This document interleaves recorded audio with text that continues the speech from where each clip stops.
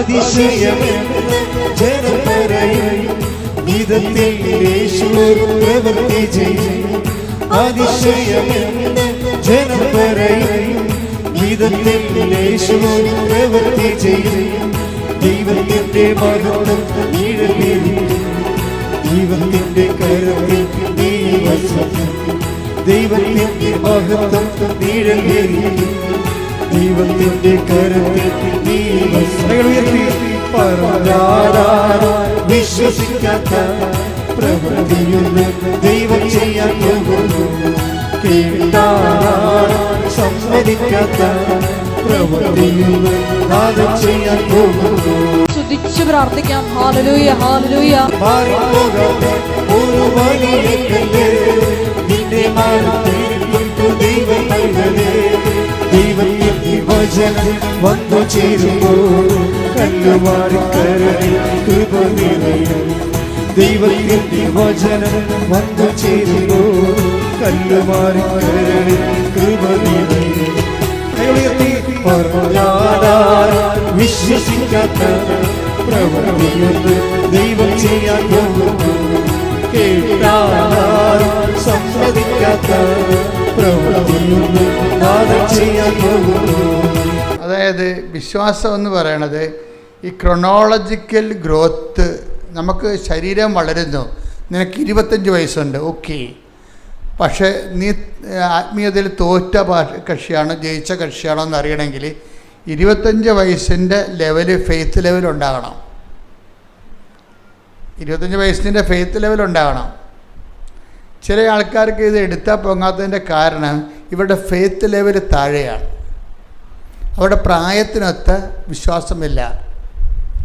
ചിലപ്പോൾ വയസ്സ് 70 ഉണ്ടാകും, വിശ്വാസം ചിലപ്പോൾ 7 വയസ്സുകാരൻ്റെതായിരിക്കും. കാര്യം ഇതിന് മെയിൻ്റെനൻസ് ആവശ്യമായൊരു വിഷയമാണ്.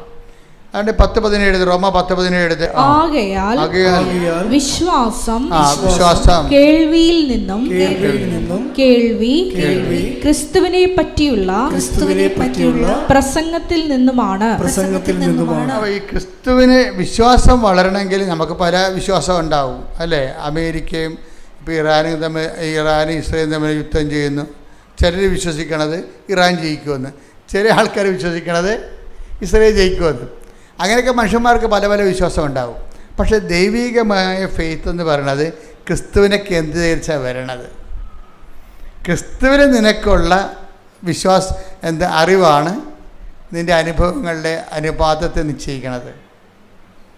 ക്രിസ്തുവിന് നിനക്കുള്ള അറിവ് ആണ്. അപ്പോൾ എപ്പോഴും നമുക്ക് ഈ പരിശുദ്ധാത്മാവിനോട് നമ്മൾ ചോദിക്കുമ്പോൾ, നിങ്ങൾ ഉടമ്പടി എടുക്കുമ്പോഴൊക്കെ നിയോഗങ്ങളൊക്കെ ഇതില്ലേ, അപ്പോൾ ഇത് പുതുക്കുമ്പോഴെങ്കിലും നിങ്ങൾ ശ്രദ്ധിക്കണം. പരിശുദ്ധാത്മാവിനോട് ചോദിക്കണത്, ഇപ്പം നമ്മൾ പരിശുദ്ധാത്മാവിന് വേണമെന്ന് പറയണത്, പരിശുദ്ധാത്മാവിൻ്റെ ദാനങ്ങൾ 7 7 10 70 70,000 ഒക്കെ ഉണ്ട്. പക്ഷെ നമ്മളതിനൊരു ഒരു കാറ്റഗറിക്കൽ ചെയ്യാൻ വേണ്ടിയാണ് നമ്മൾ 7 പറയണത്. 7 പറഞ്ഞാൽ എല്ലാം ബൈബിൾ പഠിക്കണത്. 7 ദിവസം ദൈവം സൃഷ്ടിച്ചത്, ഉദാശകൾ 7.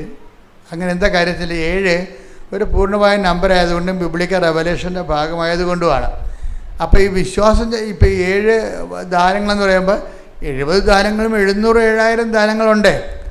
അത് നമ്മൾ വളരുന്നതനുസരിച്ച്. പക്ഷേ ബേസിക്കായിട്ട് ഈ ദാനങ്ങളുടെ വേഷപ്പകർച്ചകളോ അല്ലെങ്കിൽ വളർച്ചാരൂപങ്ങളോ ഒക്കെ ആയിരിക്കും മറ്റു ദാനങ്ങളെന്ന് പറയണത്.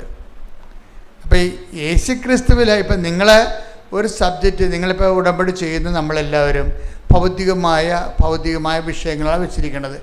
ചിലർ വസ്തുവിക്കാൻ വയ്ക്കും അല്ലേ, ചില ആൾക്കാർ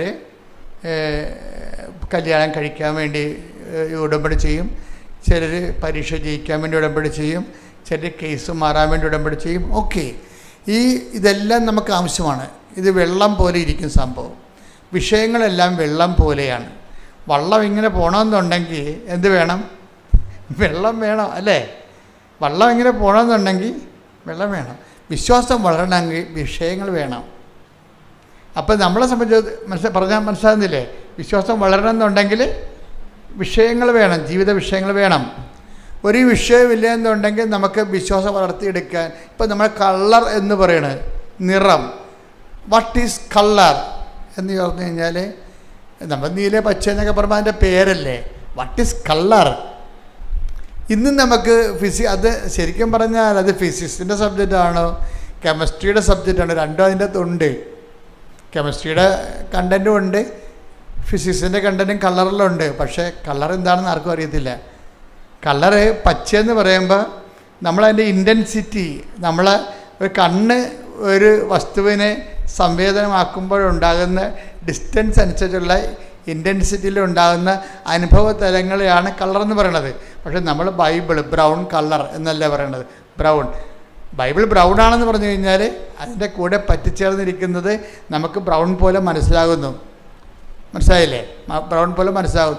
ഇതുപോലെയാണ് വിശ്വാസത്തെ സംബന്ധിച്ചിടത്തോളം. വിശ്വാസം പലപ്പോഴും സാധാരണ മനുഷ്യർക്ക് വിഷയബന്ധിയാണ്. ഒരു വിഷയം എന്താണ്? ഒരു വിഷയം, നമ്മൾ പരീക്ഷ, അല്ലെങ്കിൽ കല്യാണം, അല്ലെങ്കിൽ മക്കളില്ല എന്നിപ്പോൾ കഴിഞ്ഞ ദിവസം കൊണ്ട് ഒരു സാക്ഷ്യം എന്ന് പറയുന്നത് വിശ്വാസം കാണപ്പെടാത്തതുണ്ട് എന്നുള്ളതാണ്. അല്ലേ? നമ്മൾ വായിച്ചില്ലേ? ഹെബ്രായർ എന്താ പറഞ്ഞത്? ഹെബ്രായർ 11:1 എന്താ പറഞ്ഞത്? വിശ്വാസം പറഞ്ഞ് വിശ്വാസം കാണപ്പെടാത്തത് ഉണ്ട്. പിന്നെ എന്താണ്? പ്രത്യാശിക്കുന്നവ ലഭിക്കുമെന്നുള്ള ഉറപ്പാണ്. അപ്പം കാണപ്പെടാത്ത സാധനത്തിനെ കാണപ്പെടുന്ന പരുവത്തിലേക്ക് മാറ്റിയെടുക്കുന്നതിന് ഉപയോഗിക്കുന്ന പവറാണ് വിശ്വാസം എന്ന് പറയണത്. കാണപ്പെടുന്നില്ല, ആ സംഭവമില്ല. കഴിഞ്ഞ ദിവസങ്ങളിൽ ഒരു സാക്ഷിയുടെ പറഞ്ഞത് ഒരു കുഞ്ഞിനെ, അത് 14 വയസ്സായി, 14 വയസ്സായിട്ടും ഗർഭപാത്രം ഇല്ല. അപ്പം അമ്മയ്ക്ക് ഭയങ്കര കരച്ചിൽ. കാര്യം എന്താ? ഗർഭപാത്രം ഇല്ലെങ്കിൽ ഉള്ള അവസ്ഥ എന്താ? ഇങ്ങനെ നമുക്ക് സങ്കീർണങ്ങളും മനസ്സിലാക്കാൻ പറ്റാത്തവരുടെ ജീവിത അനുഭവ തലങ്ങൾ നിൽക്കുമ്പോൾ വിശ്വാസമാണ് നമുക്ക് ആശ്വാസം നൽകണത്. എന്താണ് വിശ്വാസം? നമ്മൾ എന്ത് പറയും? കാണപ്പെടാത്തത് ഉണ്ട്. ഉണ്ട്. പിന്നെന്താണ്? പ്രത്യാശിക്കുന്നവ ലഭിക്കും. വിശ്വാസത്തിൻ്റെ റോൾ എന്താ? What is the role of faith? അത് കാണപ്പെടാത്തത് ഉണ്ട്. നമ്മളെ സംബന്ധിച്ചിടത്തോളം നമുക്ക് വേണ്ട പല സാധനങ്ങളും കൺമുമ്പിലില്ല. ഈ കൊടുത്ത പോയിന്റ്, നമുക്ക് വേണ്ട പല സാധനങ്ങളും കൺമുമ്പിലില്ല. പക്ഷെ നമ്മൾ ദൈവത്തെ കക്ഷി ചേർത്തുകൊണ്ട് നമ്മൾ വിശ്വസിക്കുന്നു. It is there. അതാണ് നമ്മൾ പറയണത്. കർത്താവിൻ്റെ കൈകളിലെന്നാണ് നമ്മൾ പറയണത്. കാണപ്പെടാത്തത് നമുക്ക് ആവശ്യമുള്ളത് ഇപ്പം നമ്മുടെ കൺമുമ്പിലില്ല. പക്ഷെ നമ്മൾ എന്ത് പറയും? കർത്താവിൻ്റെ കൈകളിൽ ഉണ്ട് എന്ന് പറയും. കാണപ്പെടാത്തത് ഉണ്ട് എന്ന് വെച്ചാൽ ബൈബിൾ ഉദ്ദേശിക്കുന്നത് ദൈവത്തിൻ്റെ കൈകളിലുണ്ടെന്നാണ്. അതാർക്ക് കിട്ടും? പ്രത്യാശിക്കുന്നവർക്ക് ലഭിക്കും. പ്രത്യാശിക്കുന്നവർക്ക്. ശരിക്കും പറഞ്ഞാൽ വിശ്വാസത്തെ ആക്ടിവേറ്റ് ചെയ്യണത് ഈ പ്രത്യാശയാണ്. നമ്മൾ ഉടമ്പടി ചെയ്യണമെന്ന് വെച്ച് കഴിഞ്ഞാൽ നമ്മളെ പ്രത്യാശയെയും വിശ്വാസത്തെയും മെറ്റീരിയലൈസ് ചെയ്യാൻ വേണ്ടിയുള്ള എഫിഷ്യൻസിയാണ് ഉടമ്പടി കാഴ്ചവെക്കുന്നത്. അത് ഞാൻ വളരെ ലളിതമായിട്ട് പറയാം. ബുദ്ധിയുള്ളവരും കുറച്ചുകൂടി വിദ്യാഭ്യാസം കൂടുതലുള്ളവരും അച്ഛൻ ആദ്യം പറഞ്ഞ ഫോളോ ചെയ്യണം. രണ്ടാമത് പറയണത് അതിൽ താഴെ ഗ്രാസ്പിംഗ് പവർ ഉള്ളവർക്കാണ്.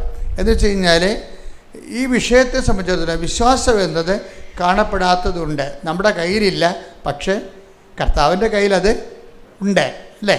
ഇനി എന്ത് ചെയ്യണം? വിശ്വാസം എന്നത് കാണപ്പെടാത്തതുണ്ട്, പ്രത്യാശിക്കുന്നവ ലഭിക്കുമെന്നുള്ള ഉറപ്പ്. ഈ പ്രത്യാശ ആരിലാണ്? ദൈവത്തിലാണ് പ്രത്യാശിക്കുന്നത്. ഈ പ്രത്യാശയ്ക്ക് നമ്മൾ ഇൻവെസ്റ്റ് ചെയ്യണത് എന്താണ്? നമ്മുടെ പ്രത്യാശയുടെ പ്രകടിപ്പിക്കുന്നതിന് നമ്മൾ ഉപയോഗിക്കുന്നതാണ് വിശ്വാസം.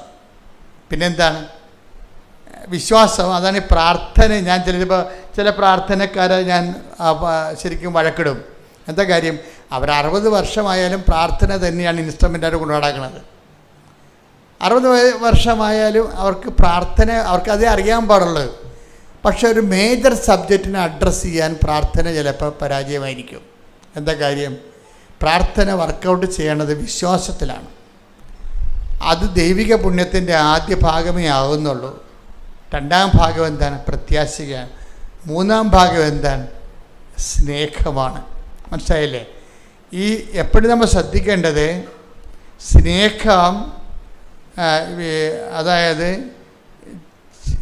ചില വിശ്വാസം ചില വിഷയങ്ങൾ പ്രാർത്ഥനയാൽ പ്രവർത്തനക്ഷമമാകും. ഈ വാഗുണ്ട് 10 ജപമാല ചൊല്ലിയാൽ പ്രവർത്തനക്ഷമമാകും, പ്രാർത്ഥനയാൽ പ്രവർത്തനക്ഷമമാകും. ചിലത് അതിനേക്കാൾ മേജറാണത് പ്രാർത്ഥന കൊണ്ട് നിൽക്കത്തില്ല. മനസ്സിലായില്ലേ? പിശാസിനെ പുറത്താക്കുന്ന കാര്യം പറയുമ്പോൾ എന്തുകൊണ്ടാണ് ഞങ്ങൾക്ക് പിശാസിനെ പുറത്താക്കാൻ കഴിയാതിരുന്നതെന്ന് പറയുമ്പോൾ അതൊന്ന് വായിച്ചേ, ആ ഭാഗം ഒന്ന് വായിച്ചേ. കർത്താവ് താപോലിൽ നിറങ്ങുന്നില്ലേ? നിങ്ങൾ ശ്രദ്ധിച്ച് കേൾക്കണം കേട്ടോ, ഇത് ഇത്തിരി പാടുള്ള പരിപാടിയാണ്. എന്നാലും അറിയണം, ഉടമ്പടിയിലൊക്കെ ഇങ്ങനെ 10-100 ധ്യാനം കൂടിയെന്ന് പറയുമ്പോൾ ആദ്യത്തെ ധ്യാനം തന്നെ ഞാൻ പറഞ്ഞുകൊണ്ടിരുന്നു കഴിഞ്ഞാൽ നിങ്ങളെ ഈ പറഞ്ഞ പോലെ വിശ്വാസത്തിൻ്റെ ബാലപാഠങ്ങളിൽ കിടക്കും. ഉടമ്പടിയുടെ പുതുക്കൽ കൂടുന്നതനുസരിച്ച് കൊണ്ട് നിങ്ങൾ ഗ്രേഡ് വർദ്ധിക്കണം, കപ്പാസിറ്റി വർദ്ധിക്കണം. അതൊന്ന് വായിച്ചേ. തുല്യം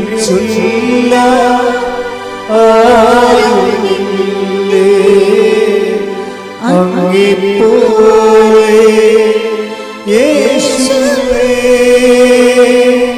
ജീവനേ സുന്ദരമേ അങ്ങേ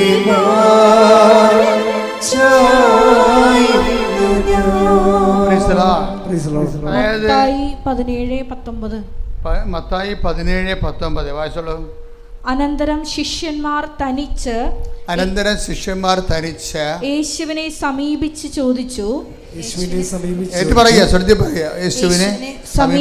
ചോദിച്ചു എന്തുകൊണ്ടാണ് അതിനെ ബഹിഷ്കരിക്കാൻ ഞങ്ങൾക്ക് കഴിയാതെ പോയത്? യേശു പറഞ്ഞു. ഇതിന്റെ പോക്കണ്ടല്ലേ? ഇപ്പം കഴിയാത്ത കാര്യങ്ങൾ അപ്പോസ്തലന്മാർക്ക് വരെ ഉണ്ടെന്നർത്ഥം. ഇപ്പം നിങ്ങൾക്ക് കഴിയണില്ലെന്ന് പറഞ്ഞാൽ അതിൻ്റെ അത് കാര്യമൊന്നുമില്ല. അപ്പോൾ കർത്താവിൻ്റെ കൂടെ നടന്നിട്ട് പോലും ചില കാര്യങ്ങൾ ചെയ്യാൻ അപ്പോസ്തലന്മാർക്ക് കഴിവില്ല. എന്തുകൊണ്ടാണ് കാര്യം? അതാണ് ഈ ഈ ഫസ്റ്റ് ലെവൽ ഫെയ്ത്ത് ഉപയോഗിച്ച് കഴിഞ്ഞാൽ ചില കാര്യങ്ങൾ കഴിയത്തില്ല, ഉറപ്പല്ലേ? ഫസ്റ്റ് ലെവൽ ഫെയ്ത്ത് ഉപയോഗിച്ചാൽ ചില കാര്യങ്ങൾ അപ്പോസ്തലന്മാർക്ക് പോലും കഴിയത്തില്ല. എന്നിട്ട് ഈശോ പറയും നിങ്ങളെ ഇങ്ങനെയുള്ള ഇതിൻ്റെ ഗ്രേഡ് കൂടിയ സംഭവമാണ്. ഈ ഗ്രേഡ് കൂടിയ സംഭവങ്ങളെ അഭിമുഖീകരിക്കുമ്പോൾ നിങ്ങളുടെ വിശ്വാസം പോരാതെ വരും. പിന്നെ എന്ത് ചെയ്യണം? പ്രാർത്ഥന വേണം. പിന്നെ എന്ത് ചെയ്യണം? ചിലത് പ്രാർത്ഥന കൊണ്ടും ശരിയാകത്തില്ല. എന്താ കാര്യം? ചില കയ്യെഴുത്ത് പ്രതികളിൽ പ്രാർത്ഥന കൊണ്ടല്ലാതെ കിടക്കുന്നുണ്ടെങ്കിലും ചില കയ്യെഴുത്ത് പ്രതികളിൽ കിടക്കണ എന്താണ്? നമ്മളെ അതായത് മൊബൈലിൽ കാണത്തില്ലത്. അതായത് മത്തായി 17 ബൈബിളിലെ മത്തായി 17 അധ്യായത്തിൻ്റെ താഴെ ടിപ്പണിയിലുണ്ട്, അതായത് ഫുഡ് നോട്ടിലുണ്ട്. എന്താ പറഞ്ഞിരിക്കുന്നത്? ചില കയ്യെഴുത്ത് പ്രതികളിൽ 17 അധ്യായം 21 വാക്യമായി പ്രാർത്ഥനയും ഉപവാസവും വഴി അല്ലാതെ ഈ വരകത്തെ പുറത്താക്കാനാവില്ല എന്ന് ചേർത്ത് കാണുന്നു. Praise the Lord. അപ്പം ചില ബന്ധനങ്ങൾ അഴിക്കണമെങ്കിൽ പ്രാർത്ഥന മാത്രം പോരാ, പിന്നെന്ത് വേണം? ഉപവാസം വേണം. മനസ്സിലായില്ലേ? അതാണ് ഈ ഉടമ്പടിയിൽ ഉപവാസം ചേർത്തിരിക്കുന്ന കാര്യം. മേജർ കാര്യങ്ങളെ പൊക്കിയെടുക്കാൻ വേണ്ടിയാണ്, ബലം കിട്ടാൻ വേണ്ടിയാണ്. ഇപ്പം 5 കിലോ പൊക്കണമെങ്കിലും 10 കിലോ പൊക്കണമെങ്കിലും ഒരേ ബലം മതിയാണ്. 5ാം ക്ലാസ്സുകാരൻ ചിലപ്പോൾ 5 കിലോ പൊക്കും. പക്ഷേ 5 കിലോ അവന് 10 കിലോ അവന് പൊക്കേണ്ടി വന്നു കഴിഞ്ഞാൽ എന്ത് ചെയ്യും? പൊക്കത്തില്ല. അപ്പോൾ എന്ത് ചെയ്യും? 10ാം ക്ലാസ്സുകാരൻ അവൻ്റെ ബോഡി വെയിറ്റ് 10ാം ക്ലാസ്സിൻ്റെ ശരീരപ്രകൃതിയുള്ള ആളിന് അത് പൊക്കാം. അപ്പോൾ വിശ്വാസം നമ്മുടെ നമ്മുടെ ശരീരത്തിൻ്റെ വയസ്സ് വളരണ പോലെ വിശ്വാസം വളരണമെന്നുണ്ടാകുന്ന നോക്കണം. നമ്മളെപ്പോഴും എൻ്റെ കൂടെ ആപ്പിള്ളി എന്നും പറഞ്ഞുകൊണ്ട് ഒരു ബ്രദറുണ്ടായിരുന്നു. ഞാൻ എൻ്റെ ജീവിതത്തിൽ അയാളെക്കുറിച്ച് എഴുതിയിട്ടുണ്ട്. അപ്പോൾ ഞങ്ങൾ രണ്ടും കൊന്തയെല്ലാം നിൽക്കും. സെമിനാരി ഇംഗ്ലീഷ് കൊന്ത. ഇപ്പോൾ കൊന്തയിലുള്ള സമയത്ത് ഈ ആപ്പിളിയുടെ കയ്യിലൊരു കൊന്ത ഉണ്ടാകും, എൻ്റെ കയ്യിലും കൊന്ത ഉണ്ടാകും. ഞാനിങ്ങനെ അച്ഛന്മാരെ പേടിച്ചും ദൈവത്തിനെ പേടിച്ചും ഒക്കെ കൊന്തയെല്ലാം വൃത്തിമേനയായിട്ട് ചൊല്ലിക്കൊണ്ടിരിക്കുകയാണ്. ആപ്പിളിൻ്റെ എന്ന് വെച്ചാൽ ആപ്പിളിൻ്റെ മെയിൻ പരിപാടി ഞങ്ങൾക്കവിടെ സെമിനാരി ബാസ്കറ്റ് കളിക്കാം, ഫുട്ബോൾ കളിക്കാം, അതുപോലെ തന്നെ കരാട്ടയ്ക്ക് പോകാം. എന്ത് വേണമെങ്കിലും വൈകുന്നേരം 5 മണിക്ക് 1 മണിക്കൂർ എന്ത് വേണമെങ്കിലും ചെയ്യാം. ഫിസിക്കലായിട്ട് എക്സസൈസിൻ്റെ ടൈമാണ്. ആപ്പിളിൽ ഇതൊന്നും പോകത്തില്ല. ആപ്പിൾ ജിംനേഷ്യത്തിലേ പോകത്തുള്ളൂ. ആ സമയത്ത് ആപ്പിളിൻ്റെ ജിംനേഷ്യത്തിലേ പോകത്തുള്ളൂ. അപ്പോൾ ആപ്പിൾ എന്നാ ചെയ്യണമെന്ന് വെച്ചാൽ ഇത് കുളിച്ച് കഴിഞ്ഞിട്ട് ഈ ജിംനേഷ്യത്തിൽ പോയിട്ട് വന്നിട്ട് കുളിക്കും. ശരീരം തണുത്ത് കഴിയുമ്പോൾ കുളിക്കും. കുളിച്ച് വന്നിട്ട് ഞങ്ങളെല്ലാം പിന്നെ കൊന്തക്ക് കയറും. കൊന്ത കയറുന്ന സമയത്തെല്ലാം ആപ്പിളി ജിംനേഷ്യത്തിൽ ഇരിക്കുന്ന സമയത്ത് കണ്ണാടി വെച്ചുകൊണ്ട് ഏത് മസിലാണ് പൊങ്ങിയത്, ഏതാണ് താന്നത്, വയറിൽ എത്ര മസിൽ വന്ന്, 6 പാക്ക് വന്നാൽ ഇപ്പം 4 വന്നുള്ള 5 വന്നാന്നൊക്കെ നോക്കിക്കൊണ്ടിരിക്കും. കണ്ണാടി നോക്കത്തില്ലേ? അതുപോലെ ഈ കൊന്തയിലുള്ള സമയത്ത് കണ്ണാടി നോക്കാൻ പറ്റത്തില്ല. കൊന്തയിലുള്ള സമയത്ത് ശരീരം ഈ ഇവിടം വരെ ഉടുപ്പിട്ടിരിക്കുകയല്ലേ, ആപ്പിൾ നോക്കണമെന്ന് വെച്ചാൽ ഈ മസിൽ ചുരുട്ടി എന്നെ കാണിക്കും കൊന്തയിട്ടൊക്കെ. ഇതിനെതിരെ മസിൽ എന്നുവെച്ചാൽ എൻ്റെ കയ്യിൽ മസിലൊന്നും ഇല്ലല്ലോ, ആപ്പിളിൻ്റെ കയ്യിൽ 5-6 മസിലുണ്ട്. അതിങ്ങനെ ഡംബൽസ് പിടിച്ച് മസിലുണ്ടാക്കിയതാണ്. ഇപ്പോൾ നന്മ പറഞ്ഞ പറയുന്നത് ജല്ലിക്കെട്ടിക്കുന്ന സമയത്ത് പരിശുദ്ധ പറഞ്ഞ് ചെല്ലുമ്പോൾ ആപ്പിളി കൈ ചുരുട്ടി എന്നെ കാണിക്കും. നോക്കിയേ എത്ര മസിലായെന്ന് നോക്കി. എന്നാ പറ്റി? ആപ്പിളി ആ കൊല്ലം തന്നെ സെമേരിന്ന് പോയി. അതാണ് വിഷയം. എന്നാലും ഞാൻ ആപ്പിളി എപ്പോഴും ഓർത്തിരിക്കും. ഇന്നിപ്പോൾ ഹൈക്കോടതിയിൽ വലിയ വക്കീലാണ് പുള്ളി. കാരണം അദ്ദേഹത്തിൻ്റെ വിളി അതായിരുന്നു. പക്ഷേ ഞാനിവിടെ നിൽക്കുന്നു. അതാണ് വിഷയം. നമ്മളെങ്ങനെ ദൈവദിനത്തിനെ പെരുമാറുന്നത് അതനുസരിച്ചായിരിക്കും നമ്മളുടെ ഭാവിയെല്ലാം നിശ്ചയിക്കപ്പെടുന്നത്. അപ്പോൾ എന്താ വിഷയം എന്ന് വെച്ച് കഴിഞ്ഞാൽ, ആ മനുഷ്യൻ പ്രാർത്ഥന ഇടക്ക് പോലും അയാൾ നോക്കിയത് മസിലെത്രണ്ണം കട്ട കൂടി എന്നാണ് നോക്കുന്നത്. അത് അയാൾക്ക് ആ ശരീരത്തെക്കുറിച്ച് അത്രയും ജാഗ്രതയുണ്ടല്ലോ. ഇത്രയെങ്കിലും ജാഗ്രത നമുക്ക് പ്രാർത്ഥനാ ജീവിതത്തെക്കുറിച്ച് ഉണ്ടാകണം. ഓരോ ദിവസം ചെല്ലും തോറും നമ്മുടെ വിശ്വാസം വളർന്നുവെന്ന് നമ്മൾ നോക്കിക്കൊണ്ടിരിക്കണം. മനസ്സിലായില്ലേ? അയാൾ പ്രാർത്ഥന ഇടക്ക് പോലും അയാളുടെ ശരീരം വളർന്നുവെന്നാണ് നോക്കിക്കൊണ്ടിരിക്കുന്നത്. നമ്മൾ ഭക്ഷണം കഴിക്കുമ്പോഴും നിങ്ങൾ പോയി സിനിമ കണ്ടാലും ശരി, അപ്പോഴും വിശ്വാസത്തെക്കുറിച്ച് നമുക്കൊരു ജാഗ്രത ഉണ്ടാകണം. ഇതിൽ വളരുന്നുണ്ടോ ഒന്ന് പ്രാർത്ഥിച്ച്, കർത്താവായ ദൈവമേ, വയസ്സ് വളരുന്നതനുസരിച്ച് വിശ്വാസത്തിൽ വളർച്ച ഉണ്ടാകുവാൻ അങ്ങ് നൽകുന്ന വിഷയങ്ങളോട് സുവിശേഷ വിഹിതമായി പ്രതികരിക്കുവാൻ എന്നെ അനുഗ്രഹിക്കണമേ. ശ്രുതിക്കട്ടെ ഹല്ലേലൂയ. പരിശുദ്ധ പരമ ദിവ്യകാരുണ്യത്തിന്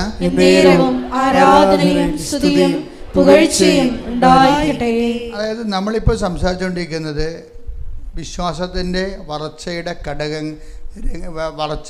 ഘട്ടങ്ങളെയാണ്. നമ്മൾ ഉടമ്പടിയിൽ ഇപ്പം നേരത്തെ എന്താ പറഞ്ഞത്? വിശ്വാസം കേൾവിയിൽ നിന്നും, അല്ലേ എന്നല്ലേ പറഞ്ഞത്? അതേതാണ് വചനം? റോമ 10:17. വിശ്വാസം കേൾവിയിൽ നിന്നും, കേൾവി യേശുക്രിസ്തുവിനെ കുറിച്ചുള്ള പ്രസംഗത്തിൽ നിന്നും. അതാണ് ഈ പ്രഥമ പാഠം എന്ന് പറയുന്നത്. വിശ്വാസത്തിൻ്റെ പ്രഥമ പാഠമാണ്. ഇനി എന്താ പറയുന്നത്? വിശ്വാസം കേൾവി എന്ന് പറയുമ്പോൾ അറിവാണ്. മനസ്സിലായില്ലേ? വിശ്വാസം അറിവിൽ നിന്ന്, യേശുക്രിസ്തുവിനെ കുറിച്ചുള്ള അറിവിൽ നിന്ന് കിട്ടിയാൽ കുറച്ച് നമുക്ക് ഈ അറിവ് വെച്ച് പ്രാർത്ഥിക്കാൻ പറ്റും. മനസ്സിലായി? വിശ്വാസം കേൾവി എന്ന് പറയുമ്പോൾ നമ്മൾ വിശ്വാസം ക്രിസ്തുവിനെ കുറിച്ചുള്ള പ്രസംഗം എന്ന് പറയുമ്പോൾ ക്രിസ്തുവിനെ കുറിച്ചുള്ള അറിവാണത്, അല്ലേ? അപ്പോൾ ബൈബിൾ വായിച്ചാലും ബൈബിൾ പ്രസംഗം കേട്ടാലും നമുക്ക് എന്താ സംഭവിക്കുന്നത്? യേശുക്രിസ്തുവിനെ കുറിച്ചുള്ള അറിവ് കിട്ടും, ഇല്ലേ? അങ്ങനെ വിശ്വാസം അറിവിൽ നിന്നും, അപ്പോൾ വിശ്വാസം അറിവിൽ നിന്നും, ഈ അറിവ് വെച്ച് നമുക്ക് എന്ത് ചെയ്യാൻ പറ്റും? അറിവ് വെച്ച് നമുക്ക് പ്രാർത്ഥിക്കാൻ പറ്റും, ഇല്ലേ? അത് ലെവലാണ്. പക്ഷെ പ്രാർത്ഥന കൊണ്ട് ചില കാര്യങ്ങൾ നടക്കത്തില്ല. അതിനെന്ത് ചെയ്യണം? ഉപവസിക്കണം. അതാണ് 17:21. പ്രാർത്ഥന കൊണ്ടും ചില ഗ്രേഡുകൾ, അതായത് ചില ബന്ധങ്ങൾ, ആ പിശാചിനെ ഒഴിപ്പിക്കാൻ 10 ദിവസത്തിന് പോലും കഴിഞ്ഞില്ല. അപ്പോൾ അവർ ചോദിച്ച ഒരു പ്രോബ്ലം ഉണ്ടല്ലോ, കർത്താവിനോട് ചോദിച്ചേ, കർത്താവ് എൻ്റെ വിശ്വാസ വളർച്ചയിലൊരു പ്രോബ്ലം ഉണ്ട്, എന്തുകൊണ്ടാണ് ഞങ്ങൾക്കതിനെ ഒഴിപ്പിക്കാൻ ആ ഒരു പ്രശ്നത്തിൽ നിന്ന് രക്ഷപ്പെടാൻ കഴിയാതിരുന്നത്? അപ്പം നിങ്ങൾ പല പ്രശ്നങ്ങൾ എഴുതിയിട്ടില്ലേ ഉടമ്പടിയിലെയും, ഇല്ലേ?